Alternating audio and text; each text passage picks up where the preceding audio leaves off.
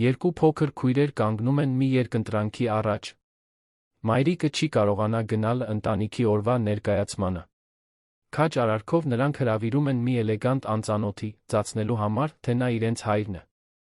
Այն, ինչ սկսվում է որպես անմեղ ֆանտազիա, բացահայտում է իրական կապ, որը փոխում է բոլորի ճակատագիրը։ Եթե այս պատմությունը ձեզ հետաքրքրեց, մի մոռացեք բաժանորդագրվել մեր ալիքին ասել, թե որ քաղաքից եք մեզ դիտում, մենք շարունակում ենք։ Խոստանում եմ, սա կլինի ձեր կյանքի լավագույն պատմությունը։ Երեկոյան Արը ներս էր սողոսկում գունաթափված վարագույրի ճեղքերից, ոսկեգույն շերտեր գծելով փոքրիկ բնակարանի հարթեցված բետոնե հատակին։ Լիլիթն ու Լուսինեն, 7-ամյա երկու աղջնակներ, որոնք նույնական էին ամեն ինչում, բացի մազերը կապելու ձից, նստած էին հյուրասենյակի հատակին, շրջապատված գունավոր մատիտներով ճմրթված թղթերով։ Անկյունում դրված հին հեռուստացույցը ցածր ձայնով մուլտֆիլմեր էր ցուցադրում, որն ավելի շատ ընկերակցության դեր էր տանում, քան իրական զվարճանքի։ Երկուսն էլ նկարում էին այնպիսի կենտրոնացմամբ, որը բնորոշ է նրանց, ովքեր սպիտակ թուղթը վերածում են մի ամբողջ տիեզերքի։ Լիլիթը, որն ուղիղ 12 րոպեով մեծ էր, իր մազերը հավաքել էր երկու բարձր հյուսերով, որոնք օրորվում էին, երբ նա շարժում էր գլուխը։ Լուսինեն նախընտրում էր հասարակ պոչիկ, որը միշտ մի փոքր ծուռ էր լինում, քանի որ համառում էր ինքնուրույն անել։ Այդ պահին Լիլիթը նկարում էր մի հսկայական տուն, գունավոր պատուհաններով, ծաղիկներով լի պարտեզով, որոնք կարծես պայթում էին թղթի վրայից։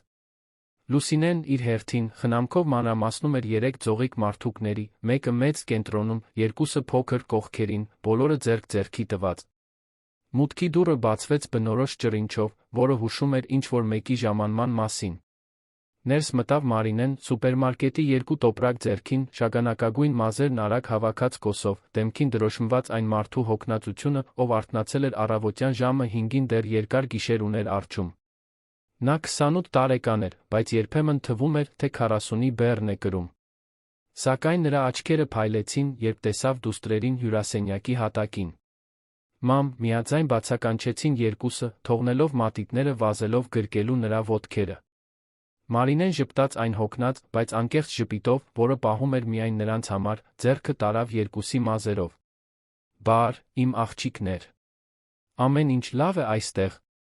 Կերաք նախաճաշը, որը պատրաստել էի։ Այո, կերանք, հպարտորեն պատասխանեց Լիլիթը։ Եվ օգնեցի Լուսինեին մաթեմատիկայի տնային անել։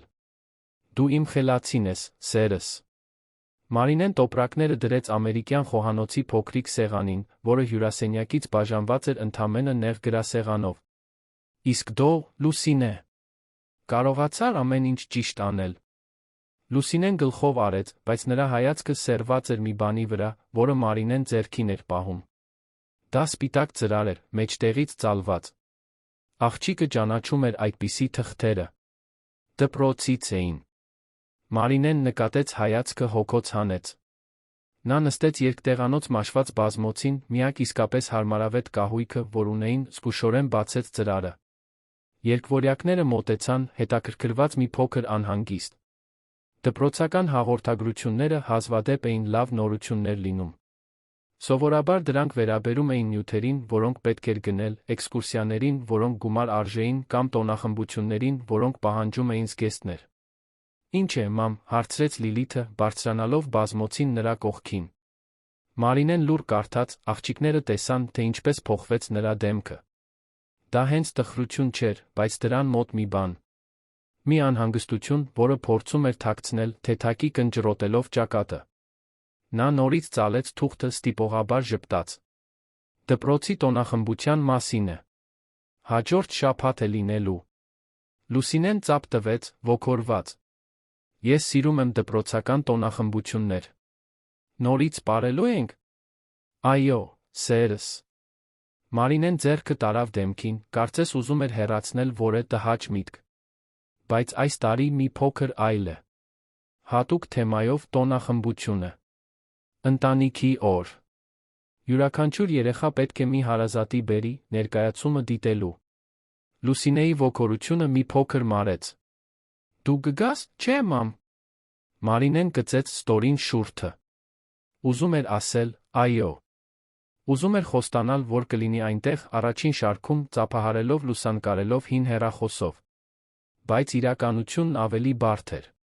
Նա աշխատում էր որպես մատուցողուհի կանաչ ձոր ռեստորանում, Երանի կենտրոնում գտնվող մի մեծ հաստատությունում, որը սպասարկում էր գործարարների զբոսաշրջիկների։ Երկար հերթափոխեր ուներ, առավոտյան 11-ից մինչ երեկոյան 10, կեսօրին կարճ դադարով։ Բացի այդ, շաբաթը 3 անգամ ռեստորանից ուղիղ գնում էր կառավարման ֆակուլտետ, որտեղ սովորում էր երեկոյան Մալաթիա Սեբաստիա թաղամասի պետական համալսարաններից մեկում։ Դա հյուծիչ առօրյա էր, բայց անհրաժեշտ։ Մարինեն երազում էր ավելի լավ ապագայի մասին իր դուստրերի համար, գիտեր, որ կրթությունը միակ հնարավոր ճանապարհն է։ 2 շաբաթ առաջ Լուսինեն ուժեղ վիրուս էր տարել։ Բարձր ջերմություն, փսխում, թուլություն։ Մարինեն 2 օր անընդմեջ բացակայել էր աշխատանքից, նրան խնամելու, պոլիկլինիկա տանելու, համոզվելու, որ դեղամիջոցներն ազդում են։ Ռեստորանի մենեջերը գոհ չէր մնացել։ Հասկացողություն էր ցուցաբերել, բայց հասկացրել էր, որ նոր բացակայությունները խնդրահարույց կլինեն։ Մարինեն այնտեղ աշխատում էր 3 տարի, սիրված էր գործընկերների կողմից, անգիր գիտեր ճաշացանկը, կարողանում էր լեզու գտնել դժվար հաճախորդների հետ։ Բայց նա գիտեր, որ մատուցողուհիները հեշտությամբ փոխարինելի են։ Չէր կարող վտանգել այդ աշխատանքը կորցնելը։ Ոչ հիմա։ Ոչ 2 դուստրերին միայնակ մեծացնելիս։ Մամ, Լիլիթի ձայնը նրան վերադարձրեց իրականություն։ Գալու ես, թե՞։ Ոչ։ Մարինեն խորը շունչ քաշեց։ Չգիտեմ, թե կկարողանամ, սերս։ Ուրբաթ օրը ռեստորանում ամենածանրաբեռնված օրերից է։ Եթե նորից բացակայեմ, կարող եմ աշխատանքում խնդիրներ ունենալ։ Հյուրասենյակում տիրած լռությունը ծանր էր։ Լիլիթն ու Լուսինեն իրար նայեցին, այն լուռ հաղորդակցությամբ, որին կարծես միայն երկվորյակներն են տիրապետում։ Պետք չէր ոչինչ ասել, հասկանալու համար, թե մյուսն ինչ է մտածում։ Մյուս բոլոր երեխաներն այնտեղ ինչ-որ մեկին կունենան։ Մայրեր, հայրեր, տատիկներ, պապիկներ, հորաքույրեր, քեռիներ։ Նրանք կլինեն բեմում միակները, ովքեր հանդիսատեսի շարքերում ոչ ոք չունեն։ Միակ անավարտ ընտանիքը։ Միակները, ում ծափահարող չի լինի։ Մարինեն տեսավ հիասթափությունը դուստրերի աչքերում, սիրտը սեղմվեց։ Ես կփորձեմ, լավ։ Կխոսեմ իմ տնօրենի հետ, տեսնեմ, կարող եմ հերթափոխս փոխել ինչ-որ մեկի հետ։ Բայց ոչինչ խոստանալ չեմ կարող։ Լավ, մամ, ցածրաձայն ասաց Լիլիթը։ Մենք հասկանում ենք։ Բայց Մարինեն գիտեր, որ ամեն ինչ լավ չէ։ Դուստրերին բավական լավ էր ճանաչում, հասկանալու համար, թե երբ են նրանք վիրավորանք պահում, տխրություն կուլ տալիս։ Վեր կացավ, գնաց խոհանոց, սկսեց տեղավորել գնումները։ Բրինձ, լոբի, մակարոն, ձեթ, մի քանի միրգ, թխվածքաբլիթի տուփ։ Հիմնականը։ Միշտ հիմնականը։ Մինչ ամեն ինչ դասավորում էր նեղ պահարաններում, մտածում էր, թե որքան կուզենար նրանց ավելին տալ։ Ոչ միայն նյութական իրեր, այլ ժամանակ։ Ներկայություն։ Այն զգացումը, որ նրանք լիարժեք ընտանիք ունեն։ Աղջիկները վերադարձան իրենց նկարներին հատակին, բայց տրամադրությունն այլ էր։ Չէին խոսում, չէին ծիծաղում։ Պարզապես մեխանիկորեն գունավորում էին կորած մտքերի մեջ, որոնք 7-ամյա երեխաները չպետք է ունենային։ Այդ գիշեր, երբ Մարինեն գնաց դասի, աղջիկներին ընտրած դուռը ներսից կողպած թողնելով, Լիլիթն ու Լուսինեն թույլատրելի ժամից ավելի արթուն մնացին։ Պառկած մեկտեղանոց մահճակալին, որը կիսում էին, նայելով ճաքած առաստաղին, շուկով խոսում էին։ Լուսինե, կարծում ես, մայրիկը կկարողանա գալ, հարցրեց Լիլիթը։ Լուսինեն ուշ պատասխանեց. Կարծում եմ, ոչ։ Նա շատ է անհանգստանում աշխատանքի համար։ Մյուս բոլոր երեխաներն այնտեղ ինչ-որ մեկին կունենան։ Մենք միակը կլինենք, որ մենակ ենք։ Գիտեմ։ Լռություն։ Հետո Լիլիթը շրջվեց կողքի, նայելով քրոջը։ Իսկ եթե մենք ուրիշ մեկին խնդրենք գալ։ Լուսինեն կնճռոտեց ճակատը։ Ուրիշ ում։ Մենք ուրիշ ոչ ոք չունենք։ Ճիշտ էր։ Մարինեն միակ զավակն էր, ծնողներն այլս մոտ չէին։ Աղջիկների հոր կողմից նրանք ոչինչ չգիտեին։ Մարինեն երբեք չէր խոսում նրա մասին։ Երբ հարցնում էին, նա պարզապես ասում էր, որ նա իրենց կյանքի մասը չէ, փոխում էր թեման։ Ժամանակի ընթացքում երկվորյակները դադարեցին հարցնել։ Իսկ եթե մենք ինչ-որ մեկին խնդրենք ծածնել, համառեց Լիլիթը, նրա ձայնը լի մանկական հուսահատ հույսով։ Օրինակ, ինչ-որ մեկին, ում կգտնենք կխնդրենք գալ այնտեղ միայն 1 օրով, որպեսզի մենք մենակ չմնանք։ Լուսինեի աչքերը լայն բացվեցին։ Դա խենթություն է, Լիլիթ։ Մայրիկն ասել է, երբեք չխոսել անծանոթների հետ։ Բայց մենք պետք է։ Արի։ Նախքան Լուսինեն կկարողանար ավելի շատ բողոքել, Լիլիթն արդեն անցնում էր փողոցը, ամուր բռնած քրոջ ձեռքը։ Նայեցին երկու կողմ, սպասեցին, որ մեքենաների համար լուսացույցը կարմիր դառնա, անցան հետիոտնային անցումով։ Լուսինեի սիրտը արագ-արագ խփում էր։ Սա խենթություն էր։ Բայց դա քրոջ խենթությունն էր, նա երբեք չէր կարողանում Լիլիթին ոչ ասել։ Հասան փողոցի մյուս կողմը, մոտեցան տղամարդուն։ Նա տարված էր, նայում էր հեռախոսի էկրանին, արագ ինչ-որ բան հավաքում։ Լիլիթը մաքրեց կոկորդը։ Ներողություն, պարոն։ Տղամարդը բարձրացրեց աչքերը, զարմացած։ Նայեց շուրջը, փնտրելով աղջիկներին ուղեկցող որևէ մեծահասակի։ Ոչ ոքի չտեսավ։ Թեթակի կռացավ, ավելի մոտենալով նրանց հասակին։ Բար։ Դուք մոլորվել եք։ Ոչ, պարոն, պատասխանեց Լիլիթը մի վստահությամբ, որը զարմացրեց նույնիսկ իրեն։ Մենք ուղղակի ուզում էինք մի հարց տալ։ Տղամարդը ժպտաց, բարի ժպիտով։ Կարող եք հարցնել։ Լիլիթը խորը շունչ քաշեց։ Դուք երեխաներ ունեք։ Հարցը նրան անակնկալի բերեց։ Նա մի քանի անգամ թարթեց, կարծես պետք էր մշակել այն, ինչ հենց նոր լսեց։ Ոչ։ Չունեմ։ Ապա ուրբաթ առավոտյան ազատ եք։ Տղամարդը կնճռոտեց ճակատը, շփոթված, բայց դեռ ժպտալով։ Կախված է։ Ինչո՞վ։ Լիլիթը նայեց Լուսինեին, որը թեթակի գլխով արեց, նրան քաջալերելով։ Որովհետ մենք ուզում էինք ձեզնից մի լավություն խնդրել։ Շատ կարևոր լավություն։ Ինչ տեսակի լավություն։ Լիլիթը կուլ տվեց։ Ուրբաթ օրը մեր դպրոցում տոնախմբություն է։ Ընտանիքի օրն է։ Բոլոր երեխաները պետք է մի հարազատի բերեն ներկայացումը դիտելու։ Բայց մեր մայրիկը չի կարող գալ, որովհետև աշխատում է, կարող է կորցնել աշխատանքը։ Եվ մենք ուրիշ ոչ ոք չունենք։ Ուստի մենք մտածեցինք, որ գուցե դուք կարողանաք գալ։ Միայն 1 օրով։ Որպեսզի մենք բեմում մենակ չմնանք։ Տղամարդը լիովին քարացել էր։ Նայում էր մի աղջկանից մյուսին, փորձելով հասկանալ, արդյոք սա կատակ է, խաղ, ինչ-որ տեսակի հնարք։ Բայց երկվորյակների աչքերը չափազանց անկեղծ էին, չափազանց հուսահատ։ Նա զգաց, թե ինչպես ինչ-որ բան սեղմվեց կրծքում։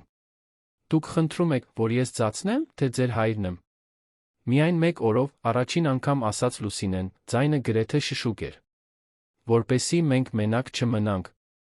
Տղամարդը չգիտեր ինչ ասել։ Դա ամենատարօրինակ, ամենաանիրական իրավիճակն էր, որ երբե ապրել էր։ Երկու անծանոթ երեխաներ խնդրում էին, որ ինքը ներկա գտնվի դպրոցական տոնախմբությանը, ծածնելով, թե իրենց հայրն է։ Դա անհեթեթ էր։ Անպատշաճ էր։ Լիովին անընդունելի էր։ Բայց այդ աղջիկների աչքերում մի բան կար, որը խանգարում էր նրան պարզապես ոչ ասել հեռանալ։ Խորը տխրություն, խառնված հույսի հետ։ Հուսահատ քաջություն։ Նրանք չէին կատակում։ Նրանք իսկապես մենակ էին։ Իսկապես ինչ-որ մեկի կարիք ունեին։ Չեմ կարծում, որ դա լավ գաղափար է, սկսեց նա, զգուշորեն ընտրելով բառերը։ Դուք ինձ չեք ճանաչում։ Ես ձեզ չեմ ճանաչում։ Դա ճիշտ չէր լինի։ Մենք գիտենք, արագ ասաց Լիլիթը։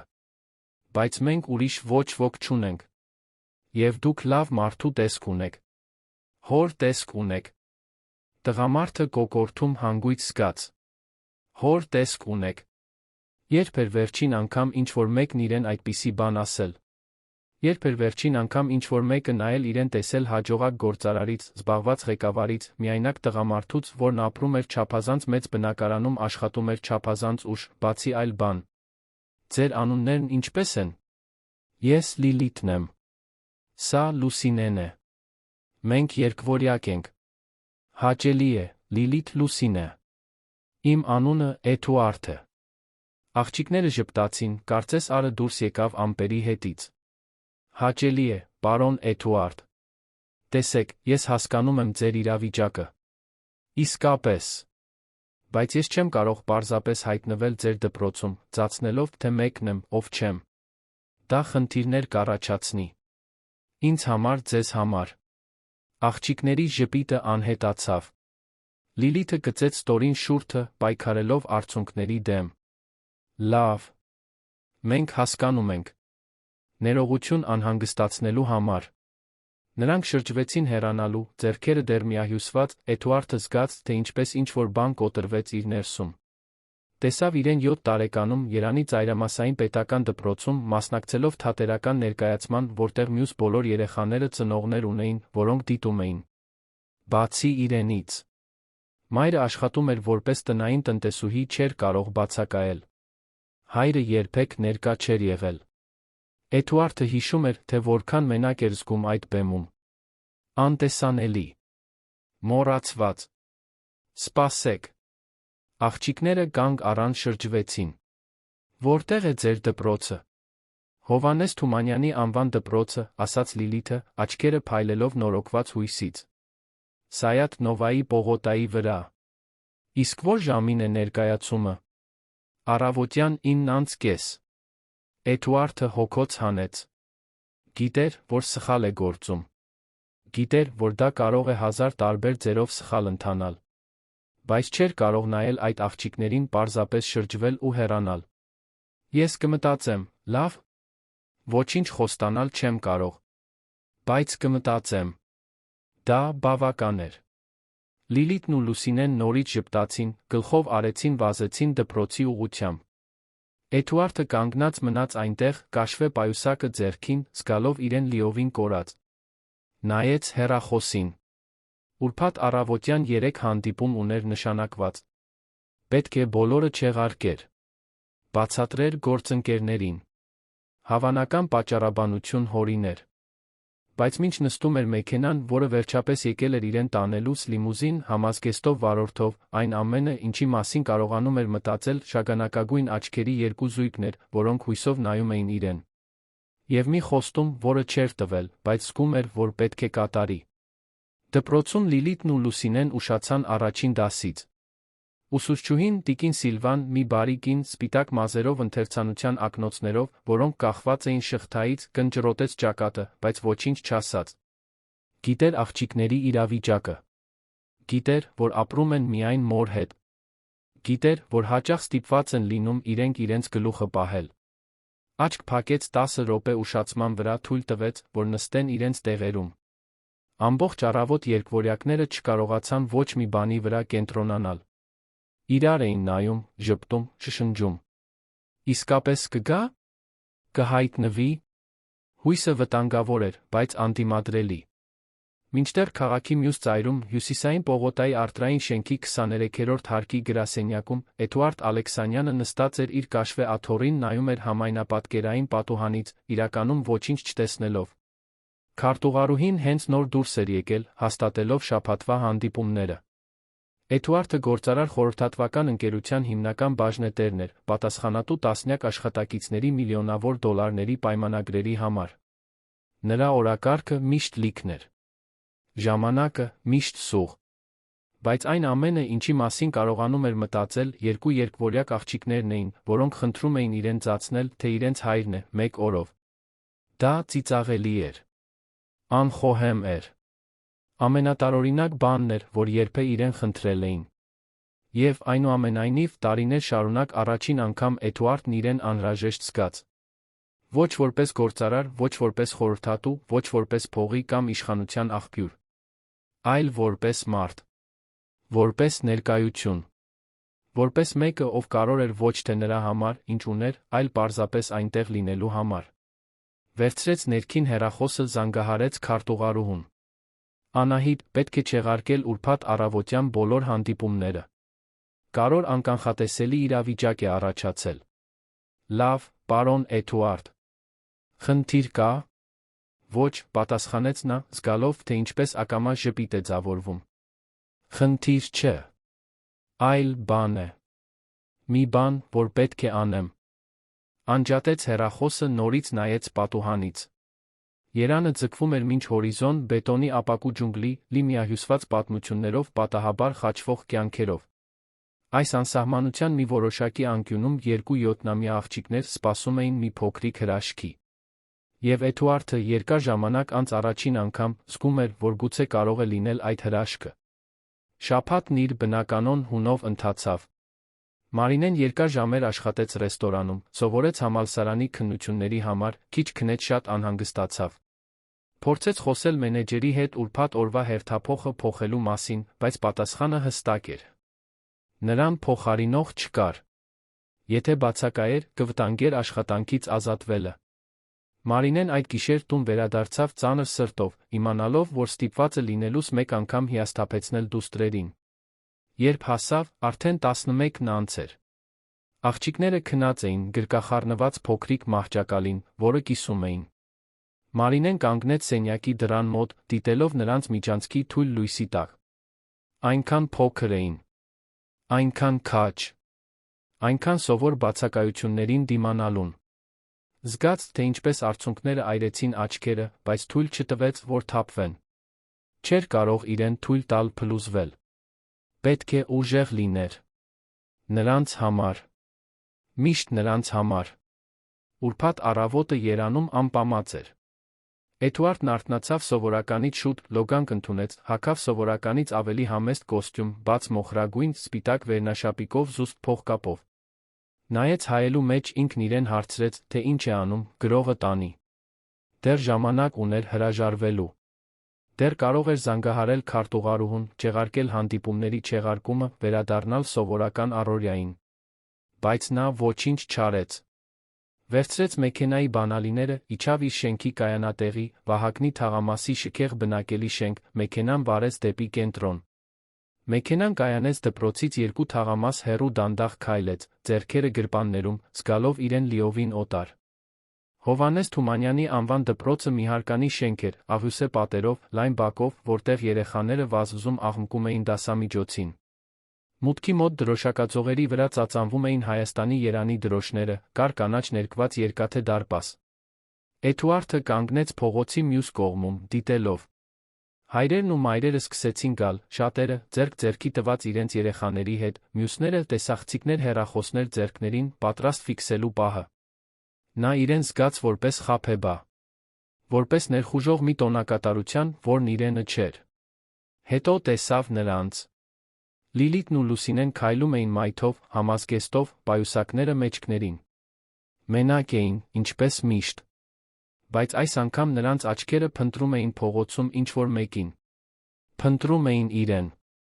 Երբ տեսան նրան, նրանց դեմքերը լուսավորվեցին մի ձով, որը Էդուարդը երբեք չէր մոռանա։ Դա միայն ուրախություն չէր։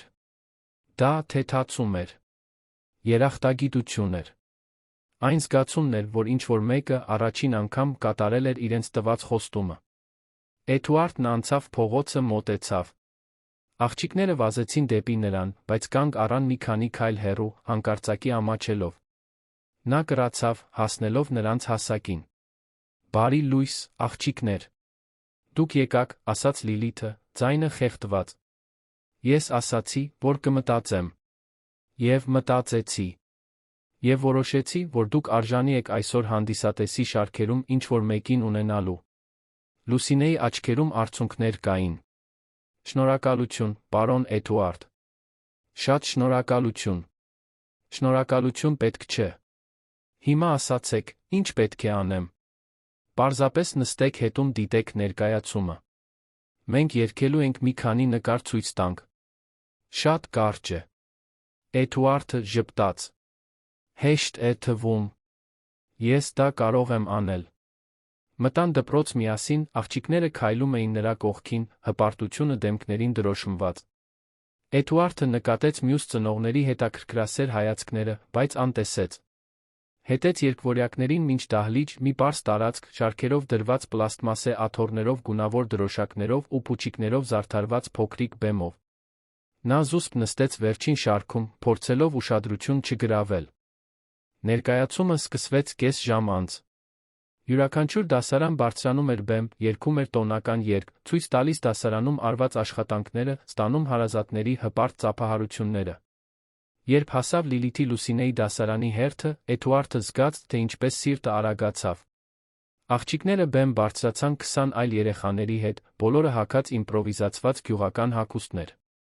Տիկին Սիլվան ազդանշան տվեց, նրանք սկսեցին երգել տոնական երգը, աններդաշնակ հմայիչ ձայներով։ Էդուարդն աչքերը չէր կտրում նրանցից։ Տեսնում էր, թե ինչպես են ջանում հիշել խորեոգրաֆիան, ինչպես են ժպտում, թե նյարդայնացած էին, ինչպես էին նրանց աչքերը փնտրում իրեն հանդիսատեսի մեջ փայլում, երբ գտնում էին։ Եվ ինչ-որ բան իր ներսում, ինչ-որ բան, որ տարիներ շարունակ քնած էր, արթնացավ։ Պատկանելության զգացում։ Նպատակի զգացում։ Կարողության զգացում, որը ոչ մի կապ չուներ փողի կամ մասնագիտական հաջողության հետ։ Երբ երգն ավարտվեց, երեխաները խոնարհվեցին, Էդուարդն առաջինը ոտքի կանգնեց ծափահարելու։ Նա անկեղծ մով ծափահարեց, տեսավ, թե ինչպես Լիլիթն ու Լուսինեն ծիծաղեցին ուրախությունից, զուսպ ձեռքով անելով իրեն։ Մյուս ծնողները նայեցին նրան, ոմանք ժպտալով, նրա մեջ ճանաչելով հպարտ հոր, ինչպես մյուս բոլորը այնտեղ։ Ներկայացումից հետո երեխաներն իջան բեմից գնացին իրենց հարազատների մոտ։ Լիլիթն ու Լուսինեն վազեցին դեպի Էդուարդը, որը նրանց դիմավորեց անհարմար, բայց ջերմ գրկախառնությամբ։ Տիկին Սիլվան մոտեցավ, ձեռքը մեկնելով։ Հաճելի է, ես ուսուցչուհի Սիլվան եմ։ Դուք եք աղջիկների հայրը։ Էդուարդը մի վայրկյան տատանվեց։ Հետո պատասխանեց. Ես ընտանիքի բարեկամն եմ։ Նրանց մայրը չկարողացավ գալ, ուստի ես եկա նրա փոխարեն։ Ինչպիսի քաղաքավարություն ձեր կողմից։ Աղջիկները հիանալի աշակերտներ են։ Շատ դաստիարակված ջանասեր։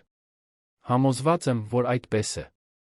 Երբ ուսուցչուհին հեռացավ, Լիլիթը քաշեց Էդուարդի բաճկոնի թից։ Մենք ուզում էինք ճիշտ շնորհակալություն հայտնել։ Կարող եք մեզ հետ ճաշել։ Էդուարդը նայեց նրանց, հասկացավ, որ չի կարող ոչ ասել։ Իհարկե։ Որտեղ եք ուզում գնալ։ Մեր տան մոտ մի սրճարան կա, որն աշխարհի ամենահամեղ համբուրգերն է պատրաստում, ասաց Լուսինեն, աչքերը փայլելով։ Ապա գնացինք այնտեղ։ Դուրս եկան դպրոցից միասին, Էդուարդը քայլում էր մեջտեղում, մի աղջիկ յուրաքանչյուր կողմից։ Ցանկացած մարդ, ով նրանց տեսներ, կմտածեր, որ նրանք հայր ու դուստրեր են։ Եվ գուցե, միայն այդ պահին, նրանք այդպիսին էին։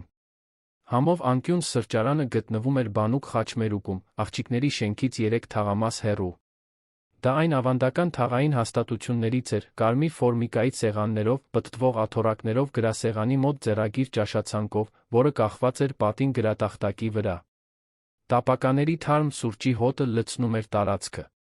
Մի քանի մշտական հաճախորդներ ճաշում էին գրասեղանի մոտ, զրուցելով սեփականատիրոջ պարոն Մովսեսի հետ, մի կարճահասակ, փորով տղամարդու, ով թաղի կեսին անունով էր ճանաչում։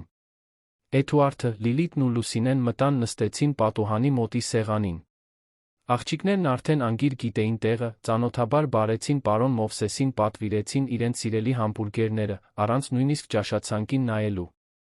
Էդուարդը նույնը պատվիրեց, զգալով իրեն տարօրինակ կերպով հարմարավետ այդ պարզ միջավայրում, որն այնքան տարբեր էր իր սովորական շքեղ ռեստորաններից։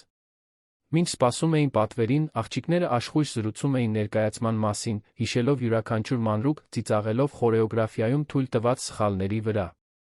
Էդուարդը նրանց լսում էր անկեղծ ուշադրությամբ, հարցեր տալիս, ժպտում պատմություններից։ Այդ մանկական թեթության մեջ մի բան կար, որը նրան լիովին զինաթափում էր։ Նա չէր հիշում, թե երբ էր վերջին անգամ այսպես զրուցել, առանց մտածելու բիզնեսի, ժամկետների, պատասխանատվությունների մասին։ Պարզապես զրուցում էր զրուցելու համար։ Դուք համոզված եք, որ երեխաներ չունեք, հանկարծ հարցրեց Լիլիթը, գլուխը թեքելով։ Էդուարդը թարթեց, զարմացած ուղիղ հարցից։ Համոզված եմ։ Ինչո՞վ։ Որովհետև դուք շատ լավ եք դրանում։ Երեխայի հետ զրուցելու, մեզ կարոր զգալ տալու հարցում։ Դիտարկումը նրան անակնկալի բերեց։ Նա երբեք իրեն այդպես չէր պատկերացրել։ Շնորհակալություն, Լիլիթ։ Դա շատ քաղաքավարի է քո կողմից։ Լուսինեն խմեց նարնջի հյութը, որը պարոն Մովսեսը բերել էր, հետաքրքրությամբ նայեց Էդուարդին։ Դուք մենակ եք ապրում։ Այո։ Եվ գիշերը չեք վախենում։ Էդուարդը ժպտաց։ Երբեմն։ Բայց սովորել եմ։ Մենք էլ ենք մենակ մայրիկի հետ ապրում, շարունակեց Լուսինեն։ Եվ երբեմն մի փոքր միայնակ է լինում։ Բայց գոնե մենք իրար ունենք։ Դուք այդ հարցում շատ բախտավոր եք։ Քույր ունենալը պետք է շատ լավ լինի։ Այո, համաձայնեց Լիլիթը։ Լուսինեն իմ լավագույն ընկերուհին է։ Մենք ամեն ինչ միասին ենք անում։ Ամեն ինչ կիսում ենք։ Նույնիսկ մահճակալը։ Էդուարդը կրծքում սեղմում զգաց։ Պատկերացրեց երկու աղջնակներին, որոնք կիսում են փոքրիկ մահճակալը, հոգ տանում իրար մասին, չափազանց արագ մեծանում, քանի որ կյանքը նրանց այլ ընտրություն չէր տվել։ Հիշեց իր սեփական մանկությունը, որը նույնպես նշանավորվել էր բացակայություններով, դժվարություններով։ Մայրն աշխատում էր առավոտից իրիկուն, նա ժամանակի մեծ մասն անցկացնում էր մենակ, Երանի Մալաթիա Սեբաստիա թաղամասի մի փոքրիկ բնակարանում։ Վաղ էր սովորել ուտելիք պատրաստել, լվացք անել, գլուխը պահել։ Ինչպես այդ աղջիկներն էին սովորում։ Իսկ ձեր մայրիկը, հարցրեց Էդուարդը, զգուշորեն ընտրելով բառերը։ Ինչպիսին է նա։ Երկվորյակների դեմքերը լուսավորվեցին։ Մեր մայրիկն աշխարհի լավագույն մարդն է, բացարձակ համոզմունքով ասաց Լուսինեն։ Նա շատ է աշխատում։ Երկու աշխատանք ունի, դեռ երեկոյան սովորում է։ Նա ուզում է կառավարիչ դառնալ, ավելացրեց Լիլիթը։ Ասում է, որ երբ ավարտի, ավելի լավ աշխատանք կգտնի, մենք կարող ենք արձակուրդներին ճանապարհորդել։ Նա շատ ուժեղ կին է թվում։ Այո։ Եվ նա շատ լավ է հոգ տանում մեր մասին։ Նույնիսկ երբ հոգնած է, միշտ հարցնում է, արդյոք տնայիններն արել ենք, լավ կերել ենք, ամեն ինչ լավ է դպրոցում։ Էդուարդը ուշադիր լսում էր, մտքում ձավորելով մի աշխատասեր, նվիրված կնոջ կերպար, որն անհնարինն էր անում, իր դուստրերին լավագույնը տալու համար։ Անմիջապես հարգանք զգաց մեկի հանդեպ, ում նույնիսկ չէր ճանաչում։ Եվ նա մի փոքր մեղքի զգացում, այնպիսի իրականության մեջ ապրելու համար, որն այնքան հեռու էր այդ ամենօրյա պայքարից։ Համբուրգերները ժամանեցին, հսկայական հյութալի, խրթխրթան կարտոֆիլի ֆրիի հետ։ Աղջիկներն ագահ ախորժակով հարձակվեցին ուտելիքի վրա, խոսելով գծելու ընթացքում, ծիծաղելով ներքին կատակներից, որոնք միայն իրենք էին հասկանում։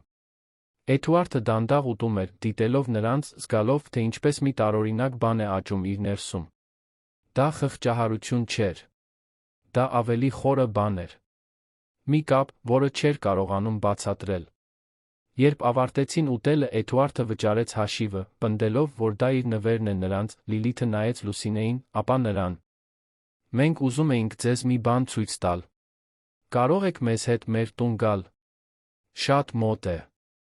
Էդուարդը տատանվեց։ Աղջիկների բնակարան գնալը կարծես սահմանն անցնել լիներ։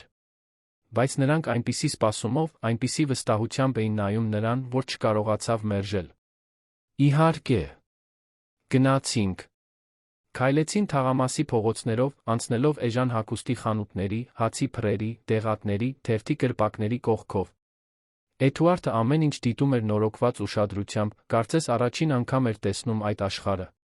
Դրանք վայրեր էին, որոնք գոյություն ունեին նույն քաղաքում, որտեղ ինքն էր ապրում, բայց պատկանում էին բոլորովին այլ իրականության։ Աղջիկների շենքը համեստ էր, բայց մաքուր, մուտքի մոտ բույսերով պատերով, որոնք նոր ներկի կարիք ունեին։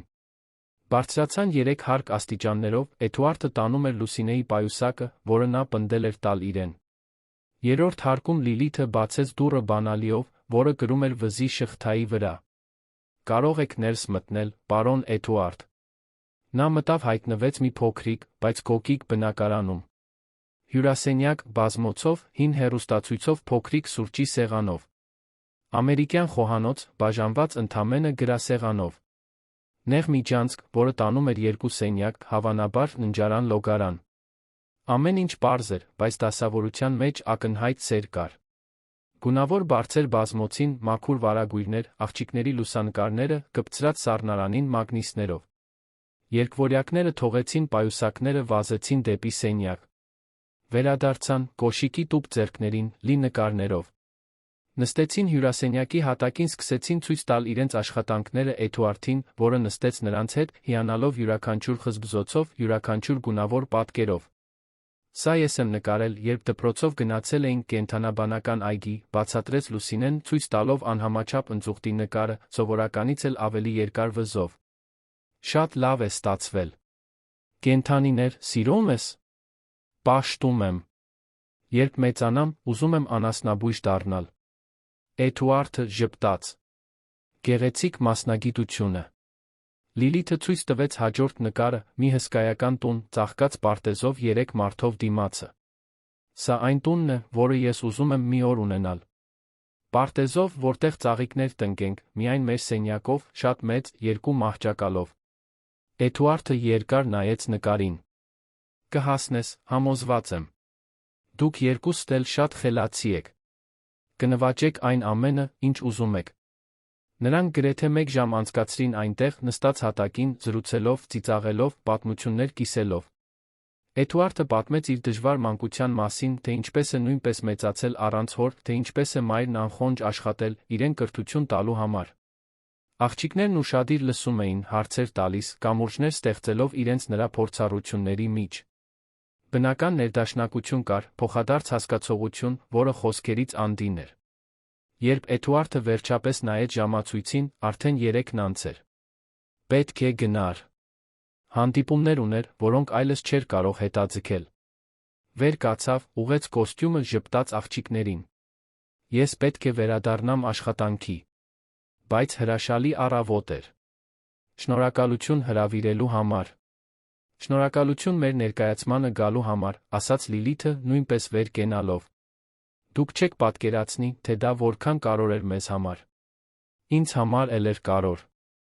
Լուսինեն գծեց շուրթը, կարծես ուզում էր ինչ-որ բան ասել, բայց չգիտեր ինչպես։ Հետո քաջություն հավաքեց։ Մենք ձեզ նորից ենք տեսնելու։ Էդուարդը նայեց այդ հուսալի աչքերին, սիրտը սեղմվեց։ Գիտեր, որ ամենախելամիտ պատասխանը ոչն կլիներ։ Որ դա միանգամյա լավություն էր, 1 օրվա քաղաքավարություն, որ այդ շփումը երկարացնելը կարող էր վտանգավոր սպասումներ ստեղծել։ Բայց նրա բերանից դուրս եկած բառերն այլ էին։ Իհարկե։ Եթե դուք ուզենաք, ես կարող եմ ժամանակ առ ժամանակ ձեզ այցելել։ Այն ժպիտները, որոնք ստացավ ի պատասխան, արժեին ցանկացած ռիսկի։ Էդուարդը դուրս եկավ շենքից, զգալով իրեն այլ։ Ավելի թեթ։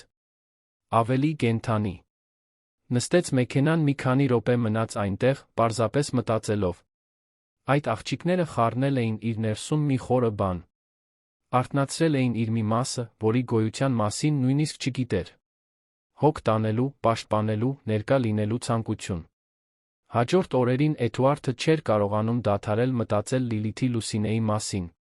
Կարևոր հանդիպումների ժամանակ պատկերացնում էր, արդյոք նրանք լավ են, ճիշտ ճաշել են, տնայիններն անում են։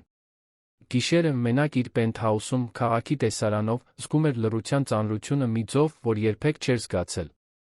Հաջորդ շաբաթվա երեքշաբթի օրը նա որոշում կայացրեց։ Մտավ մի մեծ հանրախանութ, գնեց դպրոցական պարագաներ։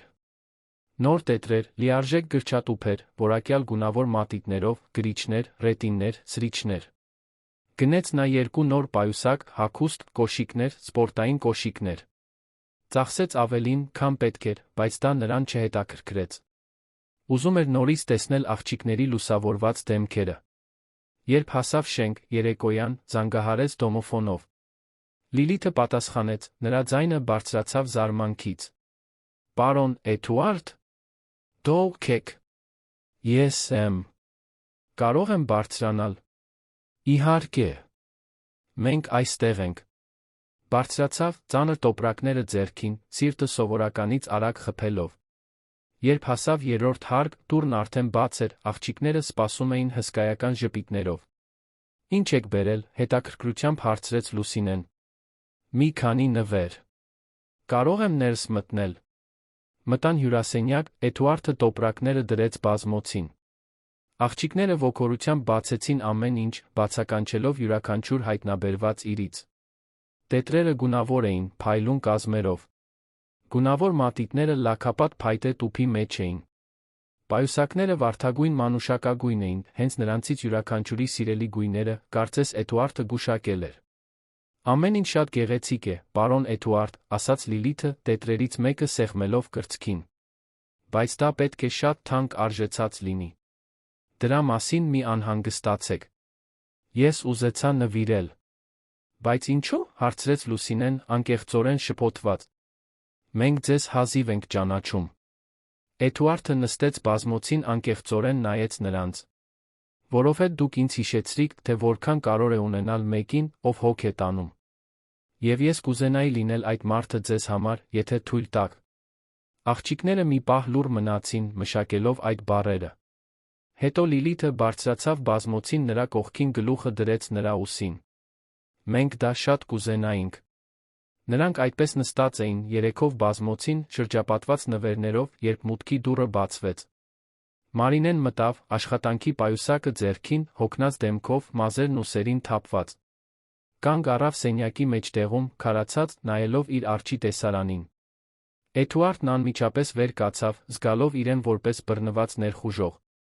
Աղջիկները վազեցին մոր մոտ, միաժամանակ խոսելով, բացատրելով դպրոցի տոնախմբության, Էդուարդի ներկայության, ճաշի այժմ նվերների մասին։ Մարինեն լուռ լսում էր, դեմքն անընթեռնելի։ Բայց նրա աչքերը սերված էին Էդուարդի վրա, այդ հայացքում մի բան կար, որը նա չէր կարողանում մեկնաբանել։ Դա զայրույթ չէր։ Հենց զարմանք չէր։ Այլ բան էր։ Ավելի խորը բան։ Մի բան, որը շոկի էր նման։ Աղջիկներ, գնացեք սենյակ, ասաց Մարինեն, ձայնը զուսպ, բայց հաստատուն։ Ես պետք է պարոնի հետ առանձին խոսեմ։ Բայց մամ, սկսեց բողոքել Լիլիթը։ Սենյակ։ Հիմա։ Երկվորյակները հնազանդվեցին դժկամությամբ, իրենց հետ տանելով տոպրակներից մի քանիսը։ Սենյակի դուռը փակվեց, Մարինեն ու Էդուարդը մնացին մենակ հյուրասենյակում։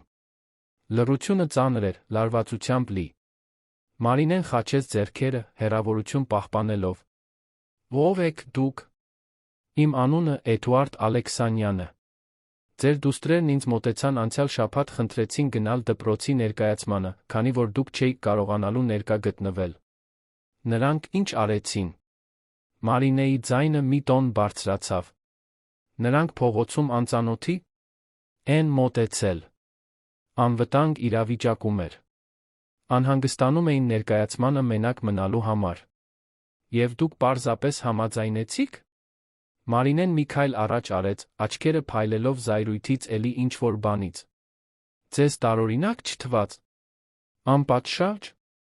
Երկու անծանոթ երեխաներ, որոնք դա են խնդրում։ Թվաց, խոստովանեց Էդուարդը։ Բայց նա մտածեցի, որ նրանք ինչ-որ մեկի կարիք ունեն։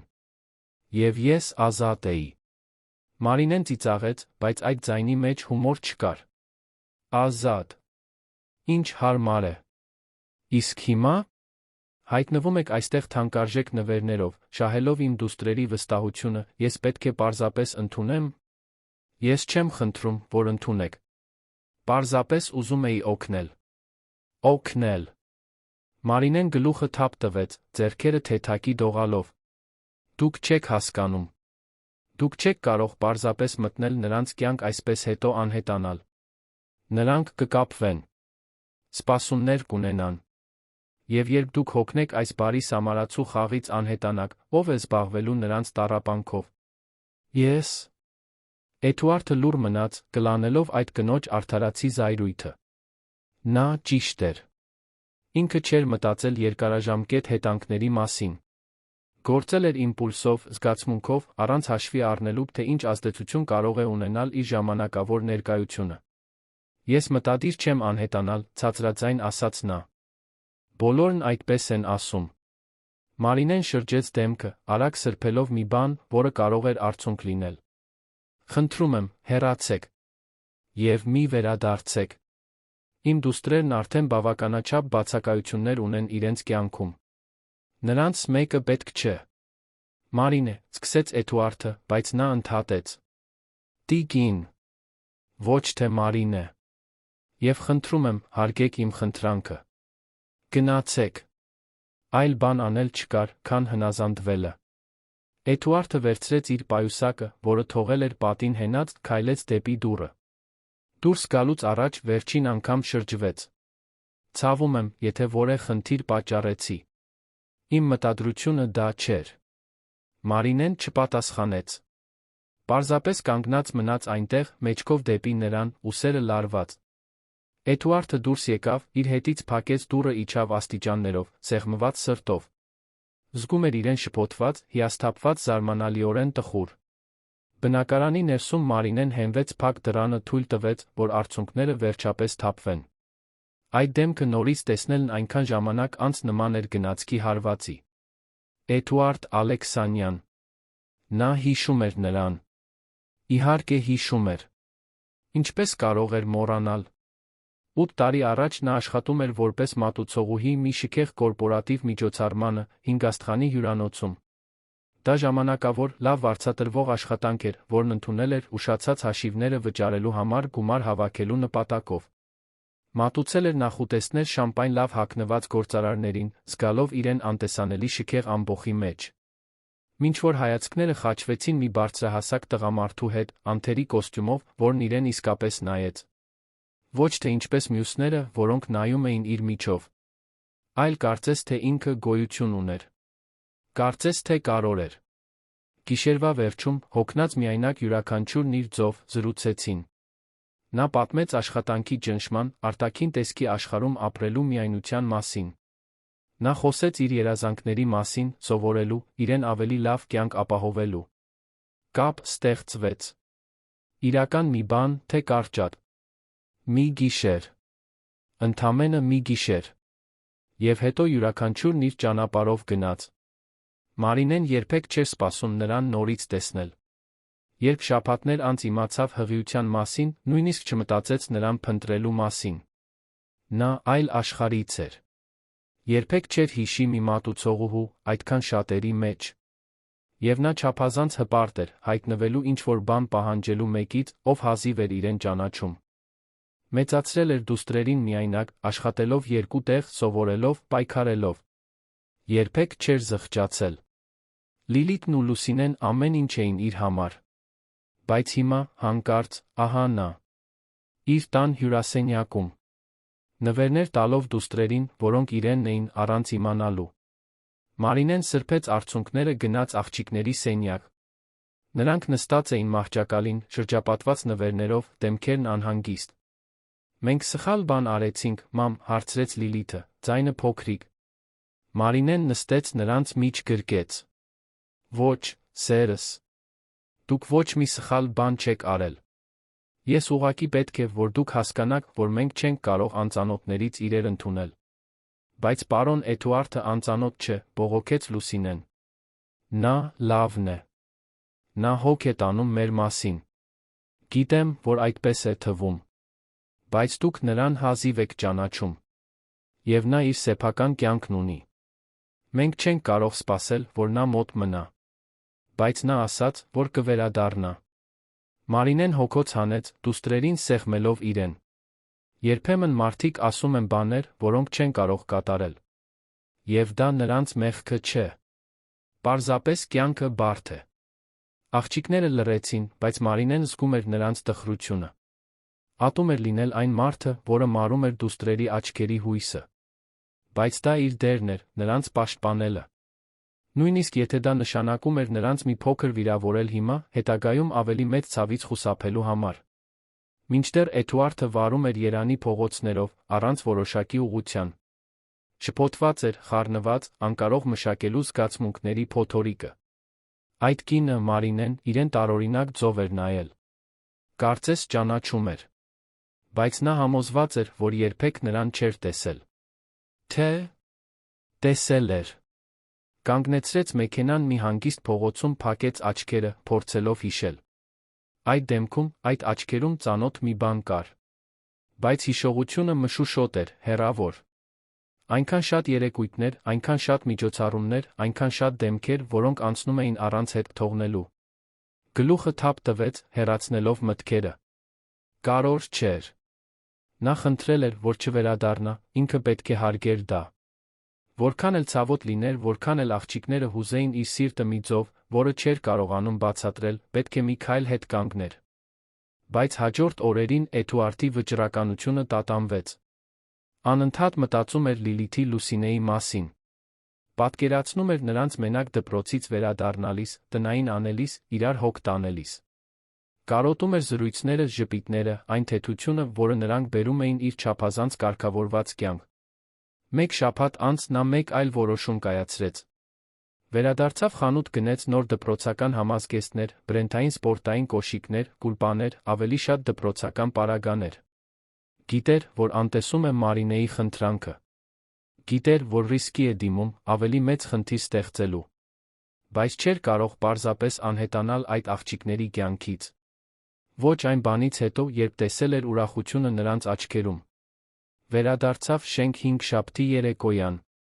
Զանգահարեց դոմոֆոնով, պատրաստ Մարինեի դիմադրությանը։ Բայց պատասխանեց Լիլիթի ձայնը. «Պարոն Էդուարդ, մայրիկն այստեղ չէ, բայց մենք ենք, կարող եք բարձրանալ»։ Էդուարդը տատանվեց։ Գուցե ավելի լավ էր վերադառնալ մեկ այլ օր, երբ Մարինեն ներկա կլիներ։ Բայց շենքի դուռն արդեն բաց էր, նա լսեց աղջիկների արագ քայլերը, որոնք իջնում էին աստիճաններով, իրեն դիմավորելու։ Բարձրացան միասին բնակարան։ Երկվորյակները ցնծում էին, միաժամանակ խոսում իրենց անցած շաբաթվա քննությունների գնահատականների դասամիջոցին տեսած կռվի մասին։ Էդուարդը լսեց ամեն ինչ, նստեց նրանց հետ հյուրասենյակի հատակին, ցույց տվեց բերած նվերները։ Համազգեստները ճիշտ չափսի էին, սպորտային կոշիկները հարմարավետ գեղեցիկ։ Աղջիկները փորձեցին ամեն ինչ, քայլելով սենյակով, ծիծաղելով։ Էդուարդը լուսանկարեց հեռախոսով, ֆիքսելով մաքուր ուրախության այդ պահերը։ Անցկացրին երեկոն միասին։ Էդուարդն օգնեց տնայինների հետ, բացատրեց մաթեմատիկայի խնդիրներ, լսեց, թե ինչպես է Լուսինեն բարձրաձայն կարդում մի տեքստ մարզվելու համար։ Պատրաստեցին պարզ նախաճաշ, պանրով սենդվիչներ, տուփի հյութով, կերան, զրուցելով ամեն ինչի ոչնչի մասին։ Երբ Արը սկսեց մայր մտնել, Մարինեն կարող էր ցանկացած պահի գալ, Էդուարդը պատրաստվեց հեռանալու։ Բայց նախքան դա աղջիկները նրան ամուր գրկեցին, շնորհակալություն հայտնելով նվերների ընկերակցության համար։ «Մենք ձեզ շատ ենք սիրում, պարոն Էդուարդ», ասաց Լուսինեն նրան ամուր սեղմելով։ «Ես էլ ձեզ եմ շատ սիրում», պատասխանեց նա, հասկացավ, որ դա բացարձակ ճշմարտություն է։ Իջավ աստիճաններով, զգալով իրեն լիարժեք մի ձով, որը տարիներ շարունակ չէր զգացել։ Բայց շենքից դուրս գալիս գրեթե բախվեց Մարինեին, որը վազելով գալիս էր, աշխատանքից ուշացած։ Նա կանգ առավ, տեսնելով նրան, դեմքը փոխվելով զարմանքից զայրույթի։ «Ես խնդրել էի, որ չվերադառնաք»։ «Գիտեմ, բայց չկարողացա հեռու մնալ»։ Մարինեն երկար նայեց նրան, Էդուարդը տեսավ, թե ինչպես ինչ-որ բան կոտրվեց նրա արտահայտության մեջ։ «Մի պատնեշ զիջեց»։ «Բարձրացեք», ասաց նա վերջապես։ «Մենք պետք է իսկապես խոսենք»։ Վերադարձան բնակարան միասին։ Աղջիկները, որոնք սպասում էին մորը, շփոթվեցին, տեսնելով նրանց միասին մտնելիս։ Մարինեն նրանց մեկ անգամ ուղարկեց սենյակ, նրանք հնազանդվեցին առանց բողոքելու։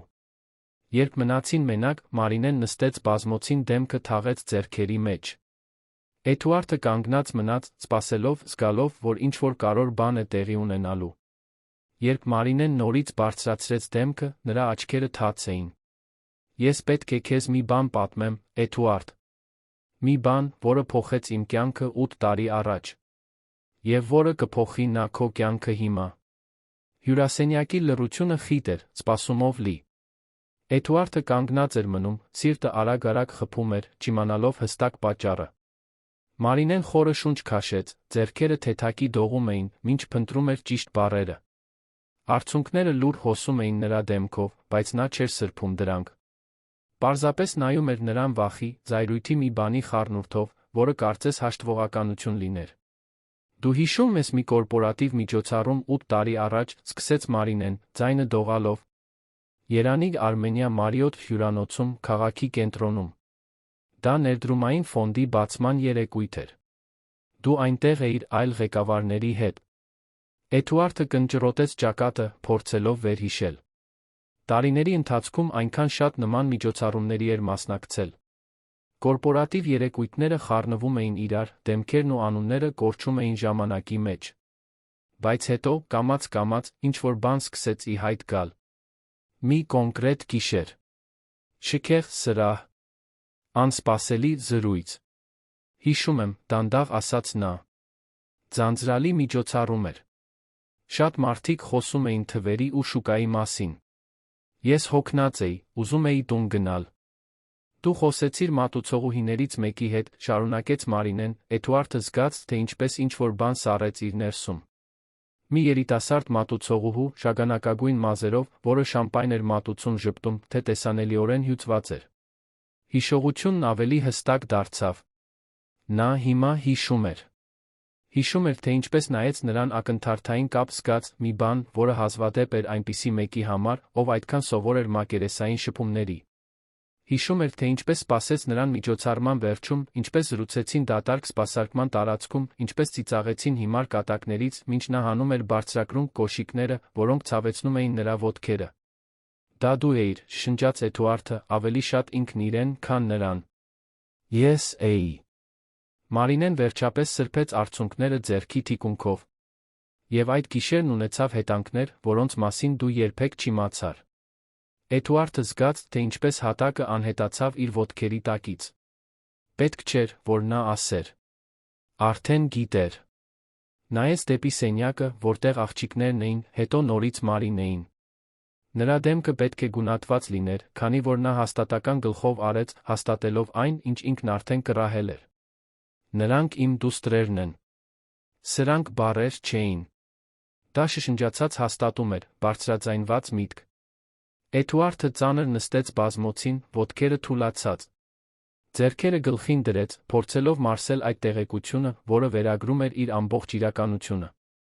Ինչու դու ինձ երբեք չասացիր։ Բառերը դուրս եկան ավելի կոշտ, քան մտադրվել էր։ Մարինեն խաչեց ձեռքերը, պաշտպանողական։ Եվ ինչպես պետք է անեի դա, Էդուարդ։ Դու ինձ տվեցիր քո անունը, ուրիշ ոչինչ։ Ես չունեի ազգանուն, չունեի հեռախոսահամար, ոչինչ չունեի։ Եվ նույնիսկ եթե ունենայի, ինչ պետք է ասեի։ Բար, հիշում ես ինձ, այն մատուցողուհուն, ում հետ մի գիշեր անցկացրիր։ Ես հղի եմ։ Օգնության կարիք ունեմ։ Ես կօգնեի, առարկեց Էդուարդը, բարձրացնելով դեմքը նրան նայելու համար։ Դու կարծում ես, որ ես պարզապես կլքեի քեզ։ Կլքեի իմ դուստրերին։ Ես ոչինչ չէի կարծում։ Ես քեզ չէի ճանաչում։ Մարինեն վեր կացավ, քայլելով փոքրիկ սենյակում։ Դու հարուստ ղեկավար էիր, ես մատուցողուհի, որը հազիվ էր կարողանում վարձը վճարել։ Մենք բոլորովին տարբեր աշխարհներից էինք։ Ես չէի պատրաստվում քո հետից ընկնել, ողորմություն կամ ճանաչում խնդրելով։ Ես որոշեցի իմ դուստրերին միայնակ մեծացնել, արժանապատվությամբ, հենց դա էլ արեցի։ Մեր դուստրերին, ուղեց Էդուարդը, ձայնը հաստատուն։ Նրանք մեր դուստրերն են, Մարինե։ Եվ ես իրավունք ունեի իմանալու։ Մարինեն դադարեց քայլել, նայեց նրան։ Իրավունք։ Դու ուզում ես իրավունքների մասին խոսել։ Որտեղ էիր դու, երբ ես 9 ամիս սրտխառնոց ունեի, աշխատում էի մինչ ծննդաբերությունից առաջ վերջին օրը, քանի որ չէի կարող ինձ թույլ տալ դադարեցնել։ Որտեղ էիր, երբ նրանք վաղաժամ ծնվեցին, ես շաբաթներ անցկացրի հիվանդանոցում, աղոթելով, որ նրանք ողջ մնան։ Որտեղ էիր այն գիշերներին, երբ նրանք ջերմությունից լացում էին, ես դեղի փող չունեի։ Որտեղ էիր յուրաքանչյուր ծննդյան օր, յուրաքանչյուր մայրերի օր, այս 7 տարիների յուրաքանչյուր դժվար պահին։ Բառերը հարվածների պես էին, յուրաքանչյուրը դիպչում էր Էդուարդին։ Նա պատասխան չուներ։ Պաշտպանություն չուներ։ Այն ամենը, ինչ Մարինեն ասում էր, ճշմարտություն էր։ Նա այնտեղ չէր եղել։ Ոչ թե որովհետ չէր ուզում, այլ որովհետ չգիտեր։ Բայց դա ինչ-որ բան փոխում էր։ Նրա բացակայությունն ավելի քիչ ցավոտ էր դարձնում։ Ես չգիտեի, ասաց նա վերջապես, ձայնը կոտրված։ Երդվում եմ ամեն ինչով, որ չգիտեի։ Եթե իմանայի, այնտեղ կլինեի։ Յուրաքանչյուր պահին։ Բոլոր պահերին։ Մարինեն նորից նստեց, մարմինը կարծես թուլացավ հոգնածությունից, զգացմունքներից։ Ես հավատում եմ քեզ։ Խնդիրը դա չէ։ Խնդիրն այն է, որ հիմա դու գիտես։ Եվ ես պետք է իմանամ, թե ինչ ես մտադիր անել այդ տեղեկության հետ։ Էդուարդը լուռ մնաց, մտածելով։ Ինչ էր նա մտադիր անել։ Մի քանի ժամ առաջ նա պարզապես միայնակ մարդ էր, որը պատահաբար կապվել էր երկու աղջիկների հետ։ Հիմա նա հայր էր։ Երկու դուստրերի հայր, որոնք մեծացել էին առանց նրա, որոնք չգիտեին նրա գոյության մասին, որոնք նրան անվանում էին պարոն Էդուարդ ժպտում, երբ նա հայտնվում էր, քանի որ կարծում էին, թե դա անծանոթի բարություն է։ Ես ուզում եմ լինել նրանց հայրը, ասաց նա վերջապես զգաց այդ բառերի բացարձակ ճշմարտությունը։ Ես ուզում եմ ներկա լինել։ Ես ուզում եմ նրանց իսկապես ճանաչել։ Ես ուզում եմ փոխհատուցել կորցրած ամբողջ ժամանակը։ Դու չես կարող 7 տարին փոխհատուցել մի քանի ամսում, Էդուարդ։ Մարինեն գլուխը թափ տվեց։ Եվ նրանք չգիտեն, թե ով ես դու։ Նրանց համար դու պարզապես մի լավ մարդ ես, որը հանկարծ հայտնվել է։ Հիմա ճշմարտությունն ասելը կշրջի նրանց աշխարհը։ Ապա դեռ չենք ասի։ Էդուարդը առաջ թեքվեց, փնտրելով նրա աչքերը։ Թույլ տուր, որ նախ ներկա լինեմ։ Թույլ տուր, որ իսկական հարաբերություններ կառուցեմ նրանց հետ։ Եվ երբ ճիշտ պահը գա, մենք միասին կասենք։ Մարինեն երկար նայեց նրան, գնահատելով։ Վերջապես հոգոց հանեց։ Դու պետք է մի բան հասկանաս։ Ես այս աղջիկներին պաշտպանել եմ ամբողջ կյանքում։ Միայնակ։ Եվ կշարունակեմ պաշտպանել։ Եթե որե պահի զգամ, որ դու նրանց կվնասես, որ կանհետանաս, որ խոստումներ կտաս, որոնք չես կարող կատարել, ես քեզ կհեռացնեմ նրանցից առանց երկու անգամ մտածելու։ Ինձ չի հետաքրքրում, որ դու կենսաբանական հայրն ես։ Կարևորն այն է, թե ով է ներկա։ Եվ մինչ այժմ այդ մարդը միշտ ես եմ եղել։ Էդուարդը գլխով արեց, հարգելով այդ կնոջ պաշտպանական կատաղությունը։ Ես հասկանում եմ։ Եվ ես խոստանում եմ, որ ներկա կլինեմ։ Չեմ անհետանա։ Դատարկ խոստումներ չեմ տա։ Սա չափազանց կարևոր է։ Նրանք չափազանց կարևոր են։ Մարինեն ուսումնասիրեց նրա դեմքը, փնտրելով ստի կամ կասկածի նշաններ։ Ոչինչ չգտավ։ Միայն վճռականություն, անկեղծություն։ Լավ, ասաց նա վերջապես։ Դու կարող ես լինել նրանց կյանքի մասը։ Բայց դանդաղ։ Եվ զգույշ։ Կարծես մի դուռ բացվեց։ Էդուարդը թեթացում, երախտագիտություն, հսկայական պատասխանատվություն զգաց։ Նա չէր փչացնելու այս հնարավորությունը։ Չէր հիասթափեցնելու այդ աղջիկներին։ Ոչ էլ Մարինեին։ Հաջորդ օրերին Էդուարդը լիովին վերակազմակերպեց իր կյանքը։ Պատասխանատվություններ պատվիրակեց աշխատավայրում, չեղարկեց պակաս կարևոր հանդիպումները, հարմարեցրեց իր օրակարգը, ավելի շատ ազատ ժամանակ ունենալու համար։ Սկսեց պարբերաբար այցելել բնակարան, միշտ բերելով ինչ-որ օգտակար բան, երբեք ոչ միայն անիմաստ նվերներ։ Դպրոցական պարագաներ, եղանակին համապատասխան հագուստ, մանկական գրքեր, թարմ մրգեր։ Այցելությունները դարձան առօրյայի մաս։ Երեքշաբթի, հինգշաբթի օրերին Էդուարդը հայտնվում էր երեկոյան, օգնում աղջիկներին տնայինների հետ, նրանց հետ միասին ընթրիք պատրաստում, զրուցում, մինչ ուտում էին։ Մարինեն սկզբում զգուշությամբ էր դիտում ամեն ինչ, բայց կամաց-կամաց թուլացավ։ Տեսնում էր, թե որքան համբերատար է նա Լիլիթին մաթեմատիկա բացատրելիս, որքան ուշադիր է լսում Լուսինեի հորինած պատմությունները, որքան անկեղծորեն է հոգ տանում նրանց առօրյայի փոքր մանրամասների մասին։ Մի շաբաթ օր Էդուարդը նրանց տարավ զբոսնելու հաղթանակի զբոսայգի։ Դա առաջին անգամն էր, որ աղջիկները լճում կատամարան էին քշում, նրանց ուրախությունը վարակիչ էր։ Մարինեն նույնպես գնաց, նստած կատամարանում Էդուարդի կողքին, մինչ երկվորյակները անհարմար թիավարում էին, ծիծաղելով, երբ առաջ գնալու փոխարեն շրջաններ էին գծում։ Նրանք երբեք այստեղ չէին եղել, մեկնաբանեց Մարինեն, դիտելով դուստրերին։ Ես միշտ ուզում էի նրանց բերել, բայց երբեք ժամանակ չէր լինում։ Կամ հետո ուտելու համար փող։ Կարող ենք գալ, երբ ուզենաք, ասաց Էդուարդը։ Եվ ուտելիքը իմ հաշվին է։ Մարինեն նայեց նրան։ Դու պարտավոր չես ամեն ինչի համար վճարել, գիտես։ Խնդիրը փողը չէ։ Գիտեմ։ Բայց թույլ տուր օգնել։ Թույլ տուր լինել դրա մի մասը։ Նա չպատասխանեց, բայց նրա լռությունն այժմ այլ էր։ Ավելի քիչ թշնամական։ Ավելի շատ ընդունելության նման։ Շաբաթների ընթացքում Էդուարդը դարձավ մշտական ներկայություն։ Դպրոցից վերցնում էր աղջիկներին, երբ Մարինեն չէր կարողանում, տանում էր լողի դասերի, որոնք վճարել էր որպես վաղաժամ ծննդյան նվեր, օգնում դպրոցական նախագծերի հետ։ Ծանոթացավ ուսուցիչների, դասընկերների, դուստրերի ամբողջ առօրյայի հետ։ Եվ որքան շատ էր շփվում Լիլիթի Լուսինեի հետ, այնքան ավելի էր սիրահարվում նրանց։ Դա ակնթարթային զգացմունք չէր, այլ մի բան, որն աճում էր յուրաքանչյուր զրույցի, յուրաքանչյուր կիսված ժպիտի, յուրաքանչյուր մտերմության պահի հետ։ Նրանք խելացի էին, զվարճալի, դիմացկուն։ Չնայած նույնական երկվորյակ լինելուն, ունեին տարբեր բնավորություններ։ Լիլիթն ավելի գործնական էր, կազմակերպված, պատասխանատու։